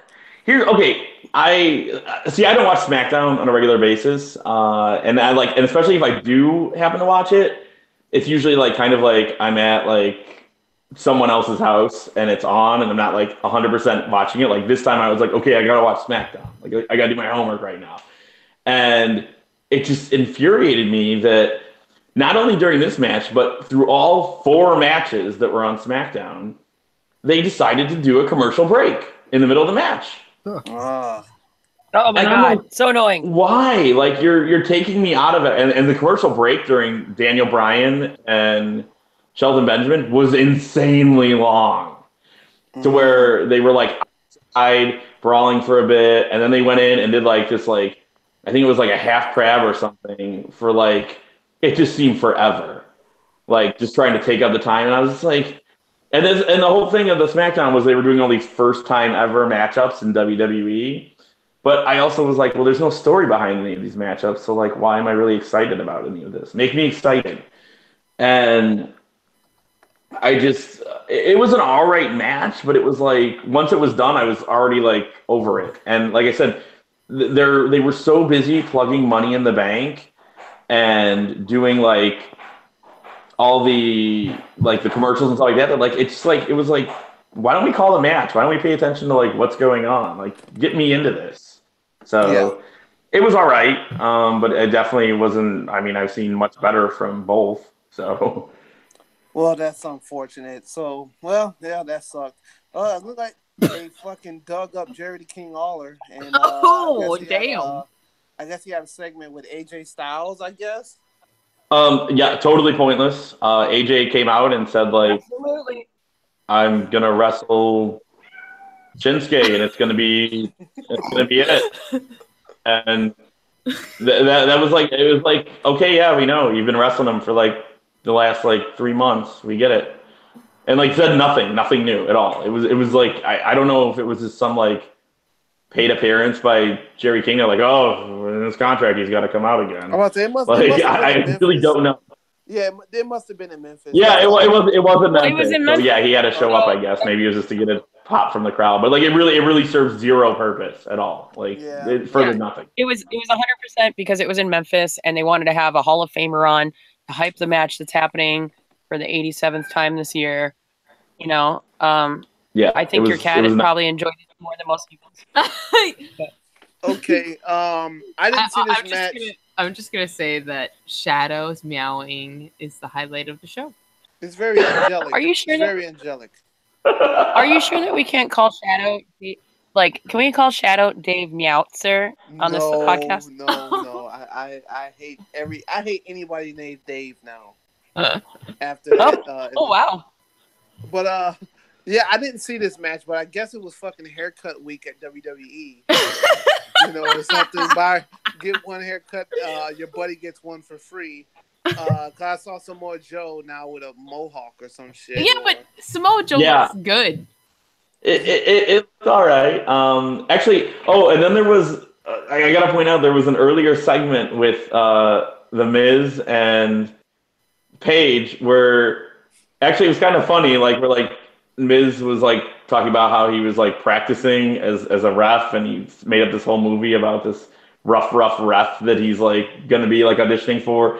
It was some of the best part of the show actually because it was comedic, but he was trying to get his way into reffing the match, and Paige cuts him off and says, "No, that's not what's going to happen," and then told him that's what's going to happen. Oh. And I'm like, yeah. This made no sense. Hey, man, so, yeah. You're not going to be the referee, but you are going to be the referee. Yeah. Is that a British accent? I'm working on it. She cut him off and told him that they went on this like little side thing for a second, and then she's like, so this is what's going to happen. And it was like literally the thing suggested at the very beginning of the promo. It made no sense. But yeah, the match, it was Samoa Joe and Rusev with Miz as special guest referee, which I'll point out, Miz was an excellent referee, I thought. Yeah. I enjoyed. This was probably the best kind of match on the show, I would say. Okay. I say I enjoyed this the most, but then it got kind of ridiculous at the end where they had Miz take a ref bump, which didn't make sense because just because you put on ref clothing doesn't mean you're like going to be as weak as a ref. Yeah. He became literally a ref, and then it was all, the whole ending got, messed up with him getting hit, and then he wouldn't like count the pins, so then everyone got mad at each other, and it was basically just a kind of a wash of a match. But then it got really weird, and this is where like everything went horribly downhill. Was when they had him. He then decided he was going to climb the ladder and grab the Money in the Bank and show everyone that he was going to, this is what's going to happen on Sunday. And he grabs the briefcase and then brings it down. He's like, "Look, I have the contract." And then opens up and there's pancakes in the briefcase. Oh wow! Well, you got to fit the New Day in there somehow. But I'm like, wait, how does any of this make sense? Because like, it's like, why would you're climbing up and now you're saying you have the contract? Like, if that's the case, why does Money in the Bank even exist? Like, wouldn't you just be like, oh, hey, they just hung the briefcase. Let's all grab a ladder and try and get to it now. Right. Like, it undermined everything like that existed just to get like this cheap comedic like New Day pop. And I was like, why? What are you doing? Like, oh man, that sounds like that was shit. Yeah. Okay. So the next match, I guess, fresh off his DUI. I guess they gave him 4 months suspended time, and I think he had like $300 fine or something. And it looks like this could have been a great match, but it was Jeff Hardy versus Shinsuke Nakamura. Oh, wow. There we go, Asuka again. Yeah, so what happened between Jeff Hardy and Shinsuke Nakamura? Well, there was another, as there was the previous match, there was also another commercial interruption in the middle of the match, because apparently we don't care about wrestling anymore. Let's just focus on bad promos.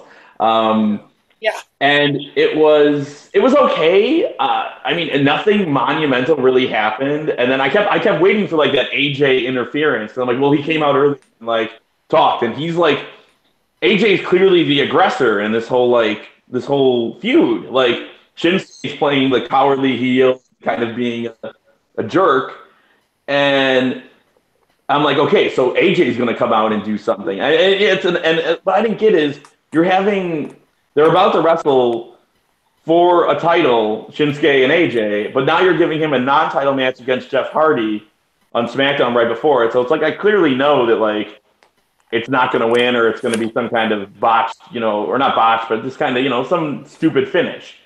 And of course, then they do the, he's in trouble, he's about to lose, nut shot, and then he does, he gives them then the 10 count, signifying towards AJ. But like, again, I wanted that, like, I want AJ to run out now. Like, I wanted AJ to run out during the match. Like, I wanted that stare down or that some kind of interaction, and they never gave that to you. And I was like, like, I kind of knew how this match was going to go the second it started. So you know what? I'm just gonna blame Road Dogg. I just feel like this is a Road Dogg thing. We'll just blame him for it. And then I guess the last match, I guess Paige became Teddy Long and made a tag team match, or it looked like a 5. Asuka, Becky Lynch, Naomi, Lana, and Charlotte Flair against Carmella, Mandy Rose, Sonya Deville, Peyton Royce, and Billie Kay. What happened with this match? Not that I care, but what happened? Like, this will be the brief. Well, there was a commercial break, which, I mean, I guess at that point I was like, hey, Burger King doesn't sound too bad. But it was awful. It was just, it had no purpose. I mean, it was just too many people trying to, like, it's like, you saw how much time you had left at that point, like with SmackDown. It's like, okay, you have 10 people in a match. They're barely going to get anything in. Like, what is this really getting over? And my friend that was watching it, he started dozing off during it. Like, oh no! It was just, there was literally nothing. I can't even tell you the finish anymore. Like, what happened? I don't even remember, because it was just, I was just waiting for it to end. I really was. I didn't even care anymore. I was so tuned out. Look what WWE! Look what you've done to a veteran of 15 years. Look what you've done to him. I mean, I feel like I sound really jaded about WWE, but like I want. Andy, you have to listen. You got to listen to all. I'm sure if you listen, pick any episode, pick any of the episodes we've done. By the time SmackDown is over, we sound like we've all been just fired from our jobs. Like we're just like miserable. Yeah. It's just been that way for the last few weeks. I don't know. And I was told that I watched a bad SmackDown because like watching SmackDown or Raw right before pay-per-view is not, the best time, because everyone's kind of, no one wants to get hurt. Everyone's kind of playing safe. And I'm like, but don't you want to like pump people up to watch that pay-per-view or the Money in the Bank? And it's like, why, and then it made me like, I really thought about it then, like, because I was like, why is this so dull? Why is everyone playing it safe? Because when I was down in New Orleans for WrestleMania weekend, I went to Raw, and I was so disappointed in a lot of stuff that happened on Raw, because it was just like, I'm like, this is what guys are working to get towards. And then you get here, and then you have these like matches, like when you're doing so much better, like before you got there, or when you're in NXT, like, but like Raw and SmackDown, that's where you want to be, but it seems like that's where you get the least good wrestling. So I decided to like start Googling and researching like really good matches in 2017 of WWE and like people rank, and like really there was one SmackDown match I think listed on like the best of 2017 for WWE, and like maybe 4 Raw matches.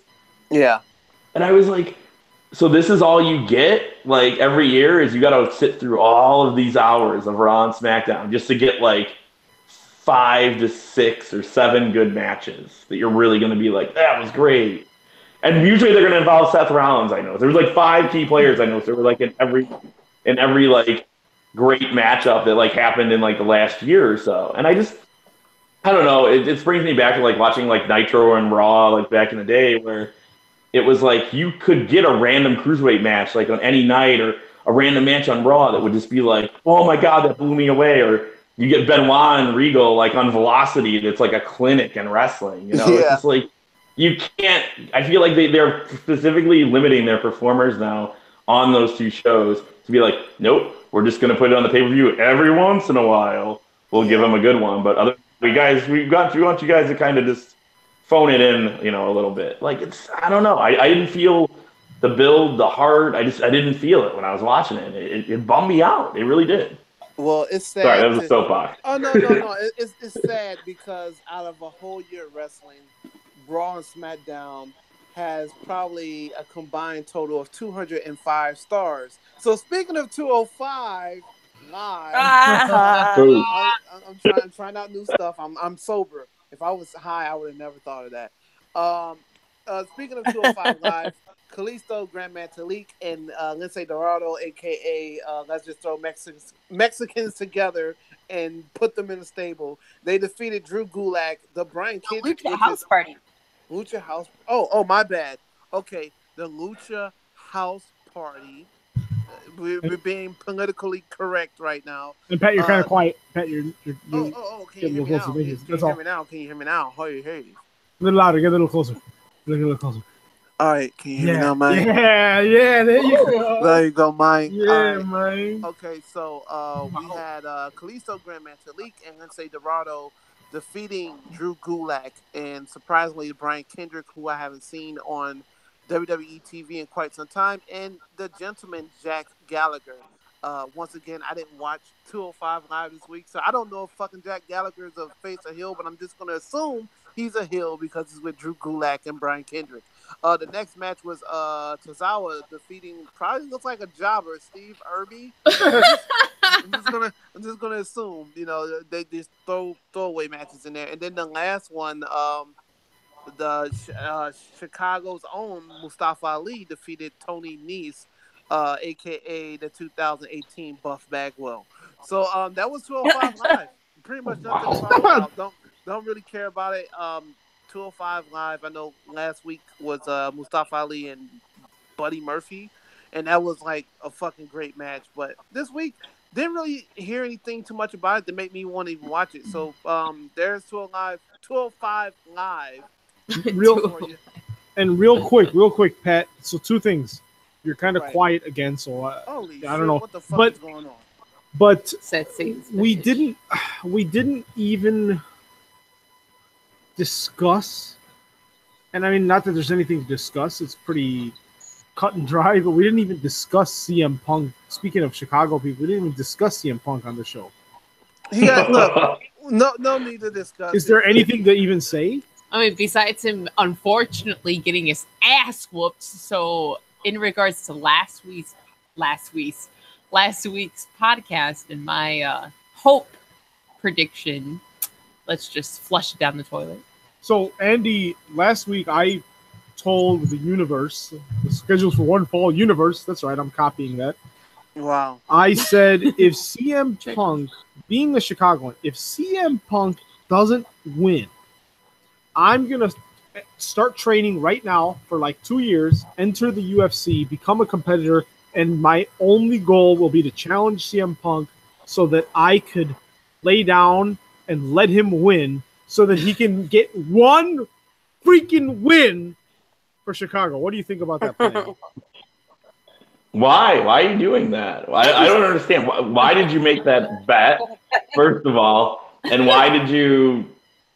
Like, I don't get any of this. Like, I already regret it.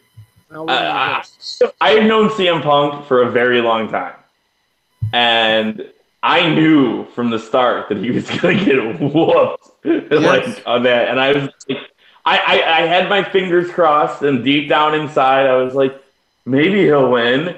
But, I had a feeling that, that UFC fairy wasn't going to come down and, like, hit him with a wand, and suddenly he was going to develop, like Vanderlei Silva type, like, axe skills and just go crazy in there. And it showed. Yeah, everything was slow that he did, and I knew it was not going to be good, and it wasn't good at all. Yeah, it wasn't. I said it last week. I said CM Punk was going to get beat to sleep. And you know what? Look, disclaimer for all you neckbeards out there that listen to the show and send me hate mail. Look, I don't hate CM Punk. I think CM Punk is probably the best. He's definitely one of the greatest wrestlers to come out of Chicago outside of D'Lo Brown. But I knew. Wow, what a high standard! Oh my god! Yeah. Hey, D'Lo Brown's fucking good. Are you sure is he better? I mean. I don't know. Hey. I mean, he's not as good as D'Lo Brown. I mean, that's. Yeah, I'm just trying to give my buddy D'Lo Brown a little limelight.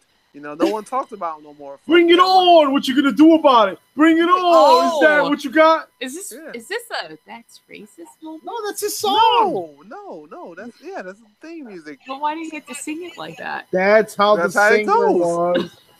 Danielle, you're being racist by implying my racism. No, but for real though, I hope that maybe this will make Punk all in. UFC is not for him. No.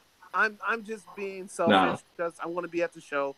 I don't think low key, I don't think he's going to be there. He constantly says that he's done with wrestling and stuff like that. But always in wrestling, when people say they're not going to do shit, they end up doing shit. We saw fucking Ultimate Warrior come back. So we never know. But I'm not counting on it. Fuck it. Gonna kick this sorry ass out on the street. Yeah, fucking D'Lo Brown. We were listening to WWF Volume 4. Yes, best album ever. I bought that from Kmart, $11.99. So I got my copy from Coconuts. Oh, wow, that is a Chicago staple. Yeah, I got it off the location off of Belmont and Kimball. I know exactly where that's at. That's right by the Blue Line. Oh, it was on Belmont. Oh, did they give you a free cock ring with it? What? Oh my! I actually walked to it because that's where I lived. Like it was in walking, like at 1 block away. Anyways, side note, I don't live there anymore. It doesn't matter. So, but I'm so confused. I'm so confused right now. I just found that the WWE Superstars versus the cast of Glow did a full rap battle on Drop the Mic. Oh, really? I thought you were the only good thing about Glow is Joey Ryan, okay? Just let's move on. Carmella, the Bella Twins, and Alicia Foxy are battling the women of Glow right now. And I just saw Chris Jericho and Layla Ali go to town on each other. She called him. He looked like go to town on each other. Excuse me? What? Is that on Pornhub? What Pornhub? XNXX.com. What? No, she was trying to throw down, and she was like, "You look like Nickelback farted." Was one of her lines to Jericho. Wow, that is very offensive. I would be offended.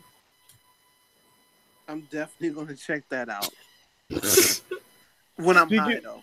Speaking of Canadians farting, Danielle, why don't you tell us about WWE NXT this week?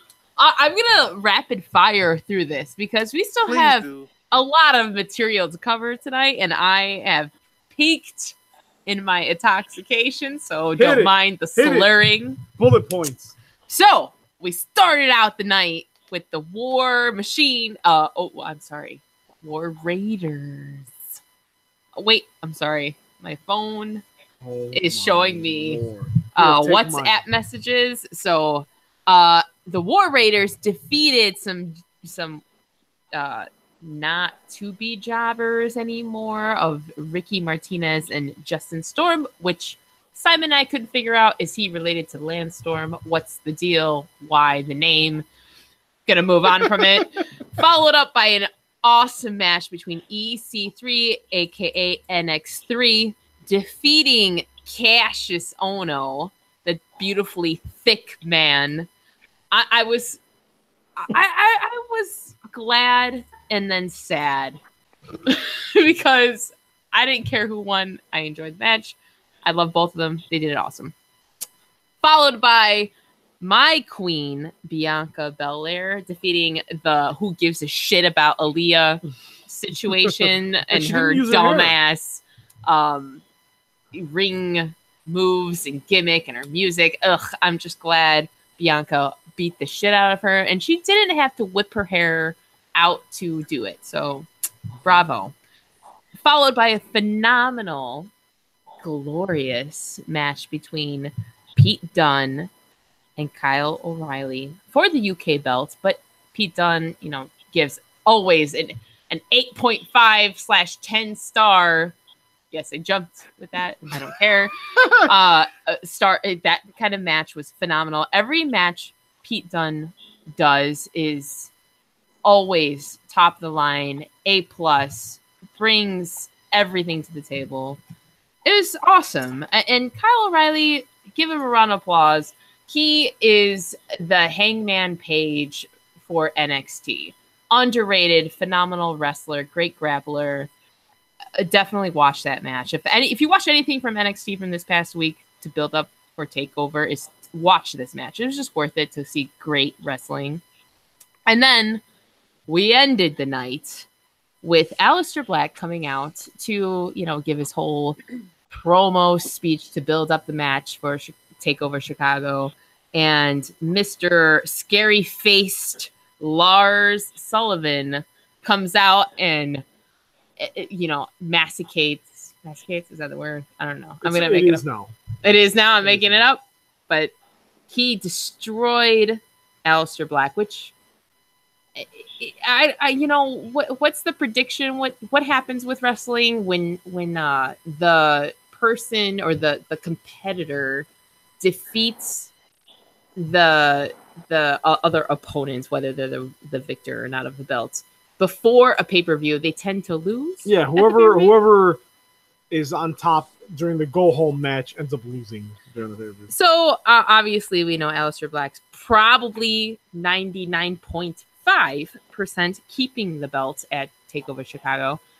But it was all right. I would say if I rate the scale on this week's theme of Dave Meltzer's star scale, I'd give it a 3.75 rating. Out of 7?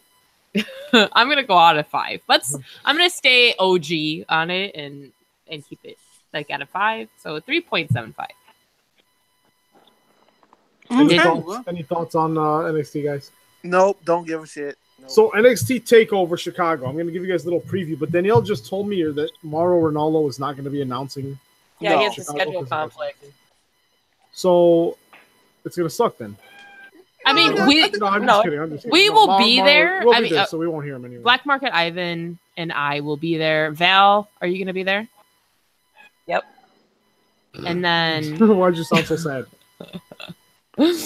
No, I'm actually really looking forward to it, but I'm also looking at Aleister Black's cats on Instagram right now. Oh my god, aren't they cute? They're so furry Persians, I believe, right? Not as cute as Shadow. Oh my god. Yeah, not as cute as Shadow. Yeah. I can't even handle how cute they are. We want a Sphinx cat so bad. Wow. Yeah, that was just an enlightening conversation, Simon. A Sphinx. You said that as if you're going to continue your sentence. No, that's all. Well, I guess I'm just gonna be the. Well, no. Val has a dog too, so I was like, I don't know. I just don't like. I do like their cats. I do like their cats. You better. No, you and Midnight go back a long. You and our babies go back, Pat. Yeah, I love Midnight and Bruce Wayne. I love them both. Do you like NXT TakeOver? Yes, I do. Well, that's good because there's a show coming up this Saturday in Chicago. And we got 5 matches. Wait. We got 5 matches. We got by midnight. I'm gonna say them in order of which I think they will happen. We got the NXT Tag Team Championship match, the Undisputed Era, which is technically Bobby Fish and Kyle O'Reilly, but for sake of an injury, it may be Roderick Strong and Kyle O'Reilly versus Oney Lorcan and Danny Burch. For sure, Pete Dunne's going to run out and interfere. For sure, Adam Cole's going to run out and interfere. It's going to be an exciting match, and it's going to go on first, is my prediction. Number 2, we're going to have Ricochet versus Velveteen Dream, the match that is bordering on a psychosexual match because Velveteen Dream is flirting and just complimenting Ricochet so much. And it's going to be, I guarantee there's going to be a moment where it's going to be him trying to. Razor, guys. Goldust Razor. Does anyone remember this? Yes. Exactly that dynamic. Exactly. Yep. And it's going to be amazing. That's going to be the second match. That's my prediction. Third match, we're going to have Shayna Baszler, as Val says, versus Nikki Cross. I love Nikki Cross. I don't think she's going to win just yet. She's not. Dad. But Shayna's not going to lose the belt that quickly. She needs to defend it against a few people. But Nikki Cross will definitely, it'll be a good fight. Then we're going to have the NXT Championship match. Aleister Black is going to retain against Lars Sullivan. It's still going to be a fun match. And then, of course, the Chicago Street Fight is going to happen last. Johnny Gargano versus Tommaso Ciampa, who Candice LeRae has to come out. And then because of how they're writing her character, a breeze of wind is going to come in the building because someone's going to open the back door and it's going to knock her down and incapacitate her for a month. Not because that's how she is, not because that's how her lack of talent, but that's how the NXT writers are writing her character. Guys, what match are you all excited for? Val, you go first. Gargano, Ciampa forever. Fuck everybody else. Danielle, what's your favorite match? Ricochet and Velveteen Dream. Andy, what match you looking forward to? I would say Gargano, Ciampa, and man, if Ciampa does not attack Candice LeRae, it's just not that cool. Hey, I'm just looking Go deep. There's got to be a dick flip. I'm sorry, it's got to happen. But like Val said, I think for popular reasons, or that's like Joey Ryan has to be there, right? Like, I just feel like they're trying to make this real. They're trying to make it like with Ciampa, like being a heel in and out of the ring. Like he should, at some point, it should involve the real life of like Gargano like that. Like it has to go that far. Yeah. Is there anyone that would come out on Ciampa's behalf? No, no, definitely not. No. What if he's on? What? Go ahead.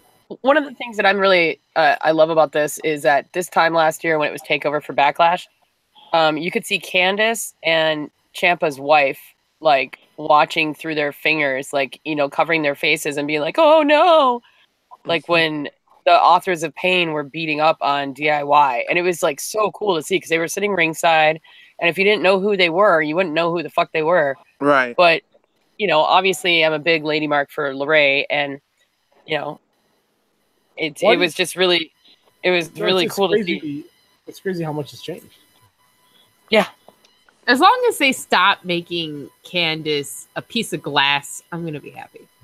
She needs to turn. She needs to turn. I know.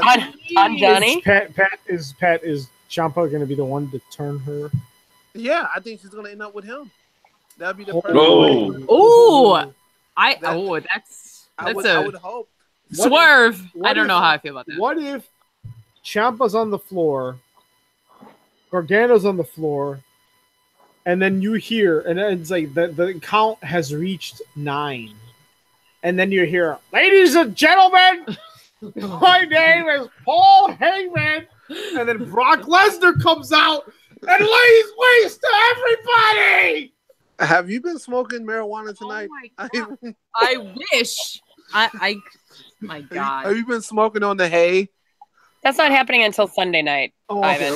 Okay. At Money in the Bank. So, Pat, what's going to happen at Money in the Bank? A whole bunch of bullshit. Daniel Bryan's going to be going against Big Castle. What kind of match is that? In a Kill Me Now, Please match. Oh, wait, I forgot. Big Cass did a promo on SmackDown, and it was fucking awful. Okay, I'm done. Tell us. How tall is he, Andy? Well, I think it was he got shorter. Like when they showed the promo segment, they had that thing, and he was trying to say he was like nearly 7 feet, but I was like, yeah, it looks like you're a little less, buddy. 6'6". Yeah. No. So we got Daniel Bryan going against Big Castle in a Kill Me Now match. Not really excited about that. Daniel Bryan probably will lose, and I think Big Castle will win, and then they'll have a rubber match at like SummerSlam or some shit. Who cares? The Intercontinental Championship match, I think this is going to be a sleeper. Seth Rollins against Elias. Then we will have Bobby Eyelash or Eyebrows or whatever. Bobby Eyebrows is his name on the show. Yeah, Patrick. Okay. I'm sorry. I told you I inhaled some of the Satan spinach. Bobby Eyelash, a.k.a. Bobby... Oh, Eyelash. Oh, my God. This show's going to suck. A.k.a. Bobby Lashley will go against Sami Zayn. To be honest, I feel bad for both these guys. I know Bobby Lashley didn't sign up for this shit. When he came back, you thought he was going to be into the main event picture with Braun Strowman and Brock. I defend my belt 2 times a year Lesnar, and he's fighting Sami Zayn. And I thought Sami Zayn would be so much more further than where he is now. It just sucks. So then after that, man, this might be the match of the night. Roman Reigns. Kill me, Pat. Puppy pound. It's funny the debate going in the puppy pound. Am I in hell? Patrick Pryor's puppy pound. Yes, I'm slowly but surely getting back on the Roman Reigns train. No, I'm going. What's wrong with you? I'm going to have to say that this is going to probably be the match of the night. Roman Reigns against Jinder Mahal, and that's my life about that. And I'm gonna guess that Jinder's gonna go over. Then we got the SmackDown Women's Championship, Carmella against Asuka. There's rumor that what's his name is gonna come back and help. I forgot his name. The guy with no chin. James Ellsworth. Yeah, I heard that it's a rumor that he will be back, even though he's booked in China that day. But I guess if he doesn't show up, who cares? I'm pretty sure the people in China care about fucking James Ellsworth like he's Bret Hart or something. Dude, I just vomited my mouth a little bit when you said that, and if I was Ellsworth, it would have been out of my mouth already because I got no chin to keep it in. Oh my God, that's awesome. That was a good one. Oh, shit. So next we got Nia Jax going against the new WWE Women's Champion Ronda Rousey. No, actually, you know what? I don't think Ronda Rousey is going to win. I think someone's going to interfere. Probably Natalya, or maybe whoever wins the women's Money in the Bank match. Maybe they'll cash in that night or whatever. Yes. Holly Holm kicks her in the head. It's over. Yeah, pretty much. Yeah, shit. Men's Money in the Bank. No. I'm sorry. I'm high. The next match is probably AJ Styles again. No, I'm not saying that. AJ Styles. What? I'm looking in the Google Shinsuke Nakamura. Yeah, I'm looking in the Google Doc, and it says I didn't write this, but it says No, it just says versus Shinsuke. Shinsuke. Right. Okay, you're right. You got it. I'm gonna go with Nakamura this time. I think Nakamura's gonna take the title. Oh my God! So, I'm so sorry. I think I have a different Google Doc than what is actually posted. There's some racist. No, there's some very offensive things. I'm not saying that. I already got neck beards that hate me and probably want to slap me when they see me at All In. But I can't. So I can't whose wait. nuts are gonna be more beaten up by the end of this match? I just don't get it. I don't look. If I've been fighting a guy, if I've been fighting a guy for 4 months, I would have been World Cup by now. I know this guy's gonna hit me in my balls. Like I don't understand, but I want to go with Nakamura. Maybe Nakamura will get the AJ's gonna go ape shit and maybe hit him in the balls about 17 times, and maybe he'll get 7 stars. The next match will be the men's Money in the Bank ladder match, which will feature Samoa Joe, Kevin Owens, Bobby, or I like to call him Bob Roode, Braun Strowman, The Miz, Rusev, Finn Balor, and a member of the New Day, which I'm probably going to say it's Big E. I would assume it's Big E, and my pick for that is The Miz. I think The Miz is going to win the Money in the Bank. I think. What do you guys think? Like, who do you guys got for Money in the Bank? Men's. Oh, okay. Well, I guess you don't have to tell me shit. Okay, that's cool. Is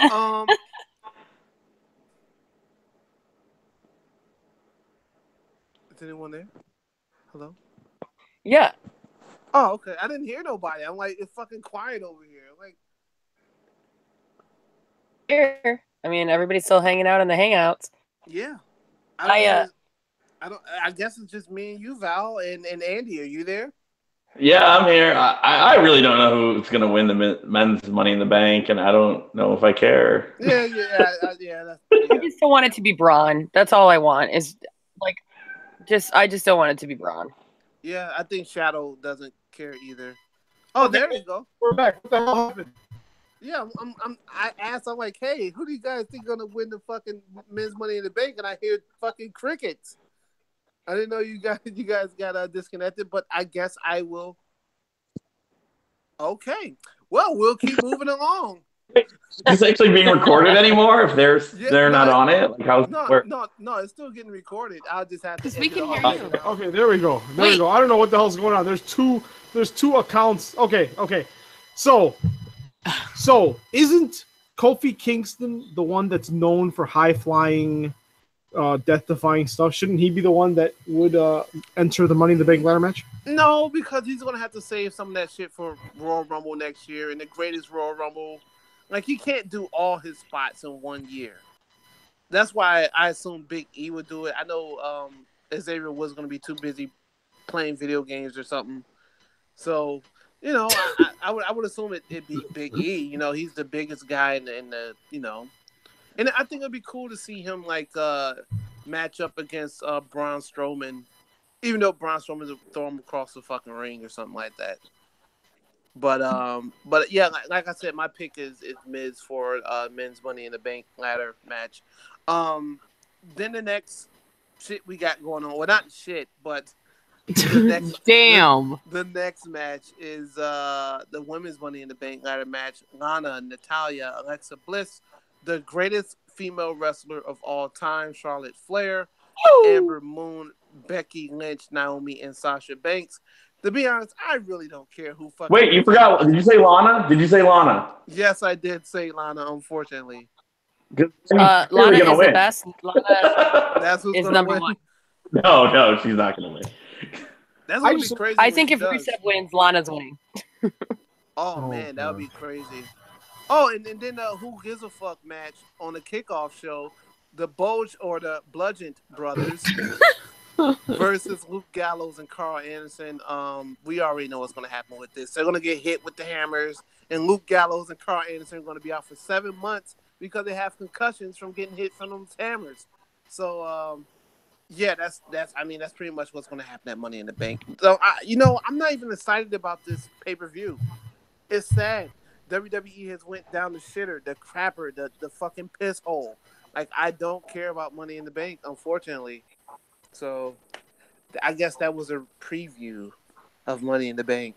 If I could watch any of these matches... I'm waiting for WWE to call you any day now to work in their promotions department. Man, you know what? I wish they would, because it's just so much shit that they're doing that just doesn't make any sense. Like you pointed out earlier, people forgetting what body parts are injured, shitty backstage segments with Big Casshole explaining how tall he is. Like, there's just a lot of dumb shit. I really wish wrestling would get good again. Well, Raw, SmackDown. It just sucks that 205 Live and NXT are the best shit on the fucking on the program, on the schedule, the docket. I don't even want to talk about Camp WWE. Oh my God, they can cancel that right now. That and Ride Along and all the other useful shit. Hey man, I actually enjoy Ride Along. Well, excuse Absolutely. me. My bad. I want to finish, but I did see something on the WWE Network today. I saw they had some shit with Kenny Omega on there. On the network. What? Excuse me? Like his What? Yeah, it was one of the Hidden Gems. Yeah, it was his OVW stuff. OMG. Oh no, don't worry. He's probably fighting fucking Viscera or somebody. Like, trust me, it's not a 7-star match. He's probably going against fucking one of the Basham brothers or something when he was down in developmental. So it's Mabel to you, man. It's Mabel to you. Hey, yeah, you know, Yeah, don't assume his gender. Oh yeah, and one thing. Another reason why I hate Dave Meltzer, and I know this is kind of completely off subject. I was listening to 83 Weeks podcast, Eric Bischoff, cheap plug for them. He said that Dave Meltzer reported that, when the NWO was coming, Dave Meltzer reported that Mabel was going to be the third member of NWO. What? It was going to be Scott Hall, Kevin Nash, and Mabel. Yeah, so Dave Meltzer, I don't know what type of weed you're smoking, but please DM me at _Patrick Pryor and let me know. I mean that's all I got for Money in the Bank. I guess we can plug all the stuff that's upcoming. So Val and Andy, please take it away. Well, tomorrow night, of course, is the 4-year anniversary show for Freelance Wrestling. Freelance versus the World 4. Doors are at 8. Bell time's at 9. It's 21 and over. There's cash bar there. $20 general admission at the door. I don't know. There's a lot of really killer matches on the card that I talked about in the past. Isaiah Velasquez is taking on Darren Corbin for the World Championship of Freelance Wrestling. There's going to be grudge matches galore tomorrow. I'm just really excited about it. Like Ethan Page and Eric Cannon are going to have a baller match. Pierre is making his debut. PCO is making his debut, I believe, against Craig Mitchell tomorrow night. For the Freelance Underground title. Oh, right. Okay. Exactly. GPA and Kylie Ray are finally going to have their day. That's going to be awesome. But yeah, it's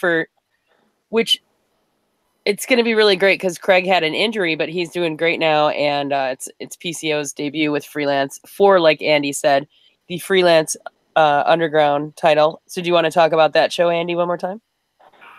The tomorrow show? No, the 30th. Oh, the 30th. Yeah, I actually won't be at tomorrow's show. I have a wedding to attend, so that's lame. There will be other reps in attendance. Well, damn, what the fuck? Fuck marriage. That's lame. Congratulations to the lucky couple. What the fuck? No holds barred, every match, no ref, no rules, no countouts. It's like extreme ECW rules, baby. You know what? That would be pretty. That would be pretty. I mean, if it happened last month, it would have been that way since I was the only ref in Chicago that weekend. That's true. He was the only ref on the show. It was intense. But no, at the end of the month, Freelance Underground will be debuting. That sounds so weird. At Bottom Lounge, as Val plugged earlier. The announced matches so far are depends upon obviously the result of PCO and Craig Mitchell tomorrow, would be the main event is Craig Mitchell and Roy Flash Gordon for the Freelance Underground title if Craig still has it. And then we've also announced what else? Pat Monix, who is our independent champion, will be wrestling Darren Corbin. So that's an interesting pairing since Darren Corbin is currently the freelance champion. And then we also have Acid Jazz and Marche Rocket in tag team action against the Minnesota Wrecking Zoo, which is the Thunder Frog and Wildcat. And so excited for that. And I will make we haven't announced any further matches, but I will announce a fourth match right now. that will be happening on that show. That if some people remember the history of just freelance wrestling at Bottom Lounge, this is a very intriguing matchup. We are going to have Isaiah Velasquez wrestling GPA on this show. Oh, yes! Which I love that exclusive, Andy. Is in Wait, did we just get a world exclusive match announcement? We did. Yes. Oh, and it's so good. Yes. Oh my gosh. The definition versus the academic standard. Oh, so good. because that is the place where the infamous three-way with Ali, GPA, and Isaiah occurred. We always love a three-way on this show. Where GPA where GPA won the title. It was a totally different time where GPA was beloved by the fans, and now it's a very different era. So that is a new match announcement that will probably be released over the weekend, but figured I'd drop it here. So. Oh man, that's awesome. I'm so excited for that. Holy shit. Thank you for unveiling this news. Danielle's completely slapped. She slapped. She's drunk. Don't Excuse me? You're slapped. I a warning about my inebriation through the show, okay? I just can't believe we got a world exclusive. I mean, yeah, that's what I'm here for. Yeah. He is not on the show. Yeah, DJ's not on the show, but that sound effect always will be. So, Andy, last word. I can't believe it's been 2 hours already, but first of all, thank you so much for being on the show. What are your last words? What if first of all, we have people listening. Pat, you've got the numbers, you got the stats. We got people listening from all around the world, all around the country. Not everyone knows about Chicago wrestling. Even people in Chicago like myself don't even really know where to begin with indie wrestling. So what parting words would you tell our audience, our fans that, regarding Chicago wrestling, and what the best ways would be to support them? Val tells us every week, so you're probably going to echo some of the sentiments she shares with us every week, but what are your thoughts on that? Go to shows, go out. I mean, especially I'm hearing how, you guys aren't big fans of what WWE's kind of churning out right now. Go to indie shows. I mean, it's a whole different world. And like you said, you get to see people that might end up there one day, and it's kind of cool, look at Mustafa Ali, was just there not too long ago, and now he's in 205. Just support indies because we fucking need it. We really need the support too. Freelance is doing great things. I work for 75% of the companies basically that run in Chicago. It's ridiculous how many companies I work for, how many companies contact me even. I'm like, sorry, I'm already booked, but come out. Freelance Underground, like I said, we had the little problem with Vader Brow, but we are. It's just a hiccup. Just a hiccup. We're going to be definitely getting back on track, and I think actually it may be a blessing in disguise because we're really out there hitting the street trying to find some other venues to where I think this might turn into something bigger for Freelance Underground. And the thing is, we have a lot of good relationships with companies like Gali Lucha Libre, Freelance obviously being the parent company. Black Label Pro is another great company to support. Obviously, everybody knows AEW in Chicago too. There's so many companies out there that I guarantee you can find your flavor somewhere. There's definitely a company that will be your company. You have things like Rise, that Kevin Harvey's doing with trying to spotlight the women's wrestling, but more of the upcoming women wrestlers. And you got Shimmer here, and then there's just so many other companies to where,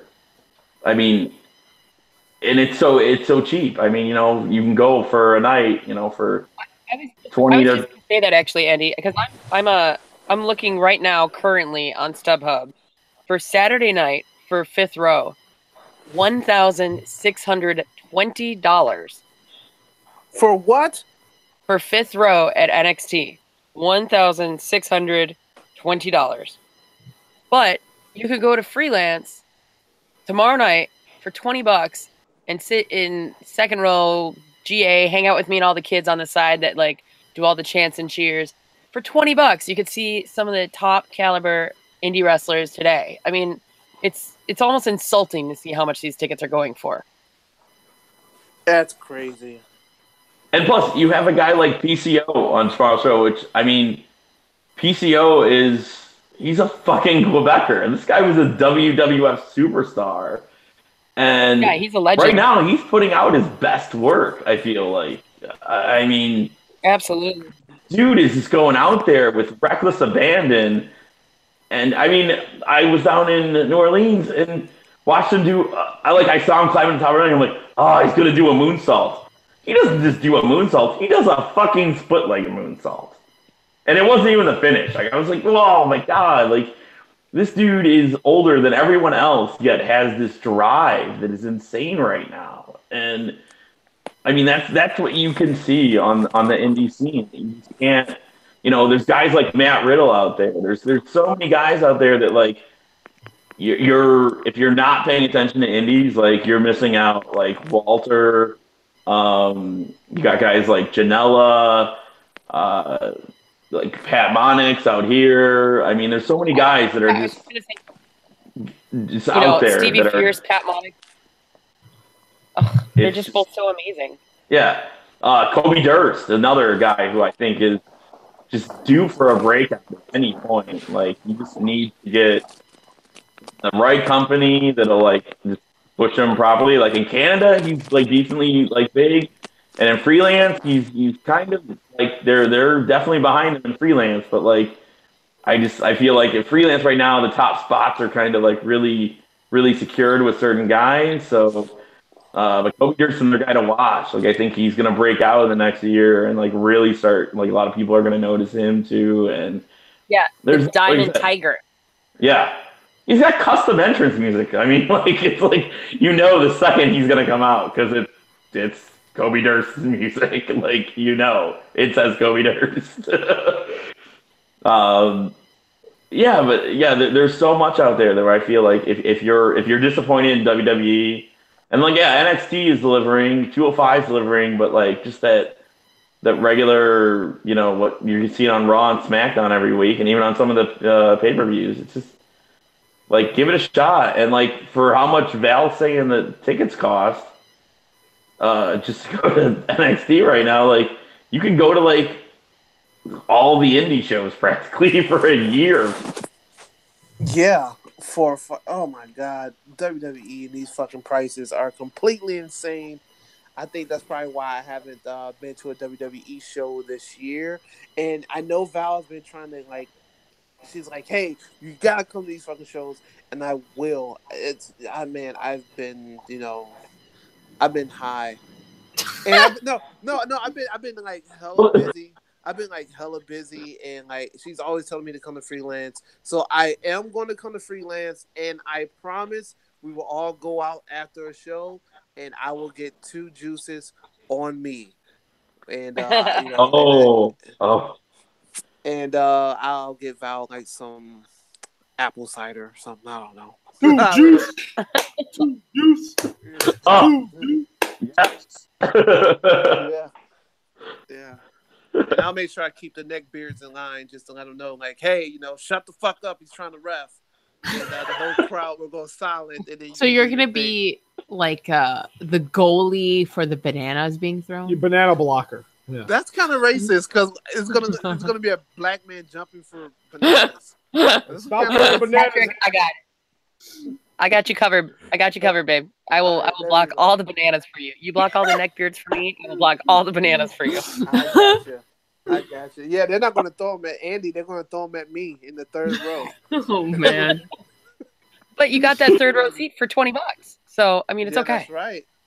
And then I got 1,600 and something change left, and I can do something else, like go to Hawaii or something. I don't know. But, yeah, see, there you go. Yeah. Or I could, I can buy a shitload of shirts from people like Pat Monix. I really want something from him because the last time me and that guy talked, it was pretty fun. So yeah, like dude, like I'm all about indie wrestling. Fuck Raw, fuck SmackDown Live. I said it is the views of Patrick and Patrick only. I don't want anyone else to take any heat from the fat neckbeards and Cheeto. I sound like Enzo Amore right now. You sloppy sons of bitches, you moly Joe. Whatever Enzo said in that thing. But yeah, like, trust me, I get so many neckbeards. I'm just talking shit to me on Facebook. And it's like, bro, like, go out and get some ass or something. Just leave me alone. I'm just. Do they send you pictures of their neck beards, like with their email, so you know that they're neck beards? How do you know they're all? All right. Well, the profile pictures are all lower neck, like angles from the lower neck. Yeah, it's like they're looking up, and I can just see their chin hair. No, but like when I'm in like Facebook groups and stuff like that, you know, those guys like they're literally they all look the same. They all look like Rhino with a beard. God, that's why you hate him so much. I wouldn't piss off a bunch of people who look like Rhino, man. Like I don't know. That is true. That is true. I do have to get back in the gym. I'm losing it, but yeah, I guess we plugged everything. We got through this, and you gave us some knowledge on things going on the indie scene in Chicago, which is always great. Like you said, we need more people to come out and support Chicago indie wrestling because you're probably missing out on a lot of good shit, especially if you're tired of seeing fucking the B Team or Breezango and or Kurt Hawkins or whatever. Come to indie wrestling, see Pat Monix and GPA, and isn't there a team called the N-Words? Yes. I don't know. Yeah, they're wrestling the Carnies tomorrow night. It's the N-Words versus the Carnies tomorrow night. Boogers, please, for the love of God, do not book the N-Words versus Space Monkey. Just trust us. That would be funny. Oh God. So Andy, real quick, did you have a chance to look at the Google Doc in the last 10 minutes? You could take your phone away from your face and just look real quick. I just want to see if you saw something. Oh, I got to check. Hold on. All right, well, while he's doing that, I'm going to say you can follow me on Twitter _Patrick Pryor because some shithead took my Twitter name, so I can't be Patrick. When's the last time that guy accessed his account? 9 years ago. January 29th, 2009. Oh wow. Dude, you even got the date? Ooh. Yes, I have the date. I've been on it, but Twitter, I guess I don't know. I'm not famous enough yet. Not yet. Did we talk about the Chicago Penitentiary? Who gives a shit? It'll return next week. What am I supposed to be looking for? Oh, look in the SmackDown There's a section. note from the commissioner for you. Okay. I mean, you can read it if you want. Sorry. But Andy, what's your favorite? Last thing, just because we want to hook you up. What's your favorite wrestling theme song of all time? My favorite wrestling theme song of all time. And that's going to be the outro music. The outro music. Whatever song you say, I'm going to play it at the end. There's two I really like, but I'm gonna go with let's see. I'm definitely gonna go with. I mean, I gotta go with my guy. My guy is Razor Ramon, man. He's my guy. All right. So guys, what's your second place? I got a sweet spot for Slick Rick too. So I'm gonna play the better of those guys. Any last words? I'm gonna play him out with his outro music. I have a buddy at Freelance versus the World for tomorrow night, and I won't be sitting in $1,200 seats this weekend, but I will certainly be at all the wrestling all weekend long. But definitely come out tomorrow and support indie wrestling. It's pretty much the best thing that will ever happen in your days. What days? The few days you have left. So, guys. Oh man, that's Undertaker music coming now. So Pat seems to have disconnected from the show. He just tends to do that. So, guys, thank you so much, Val. Thank you so much for Danielle. Andy, thank you so much. The outro of this show will be Andy Long, world famous Chicago referee, our guest today. His favorite wrestling theme song of all time, guys. Have a good one. I'm a nice man. Thank you. Oh no! I'm a nice man. Word.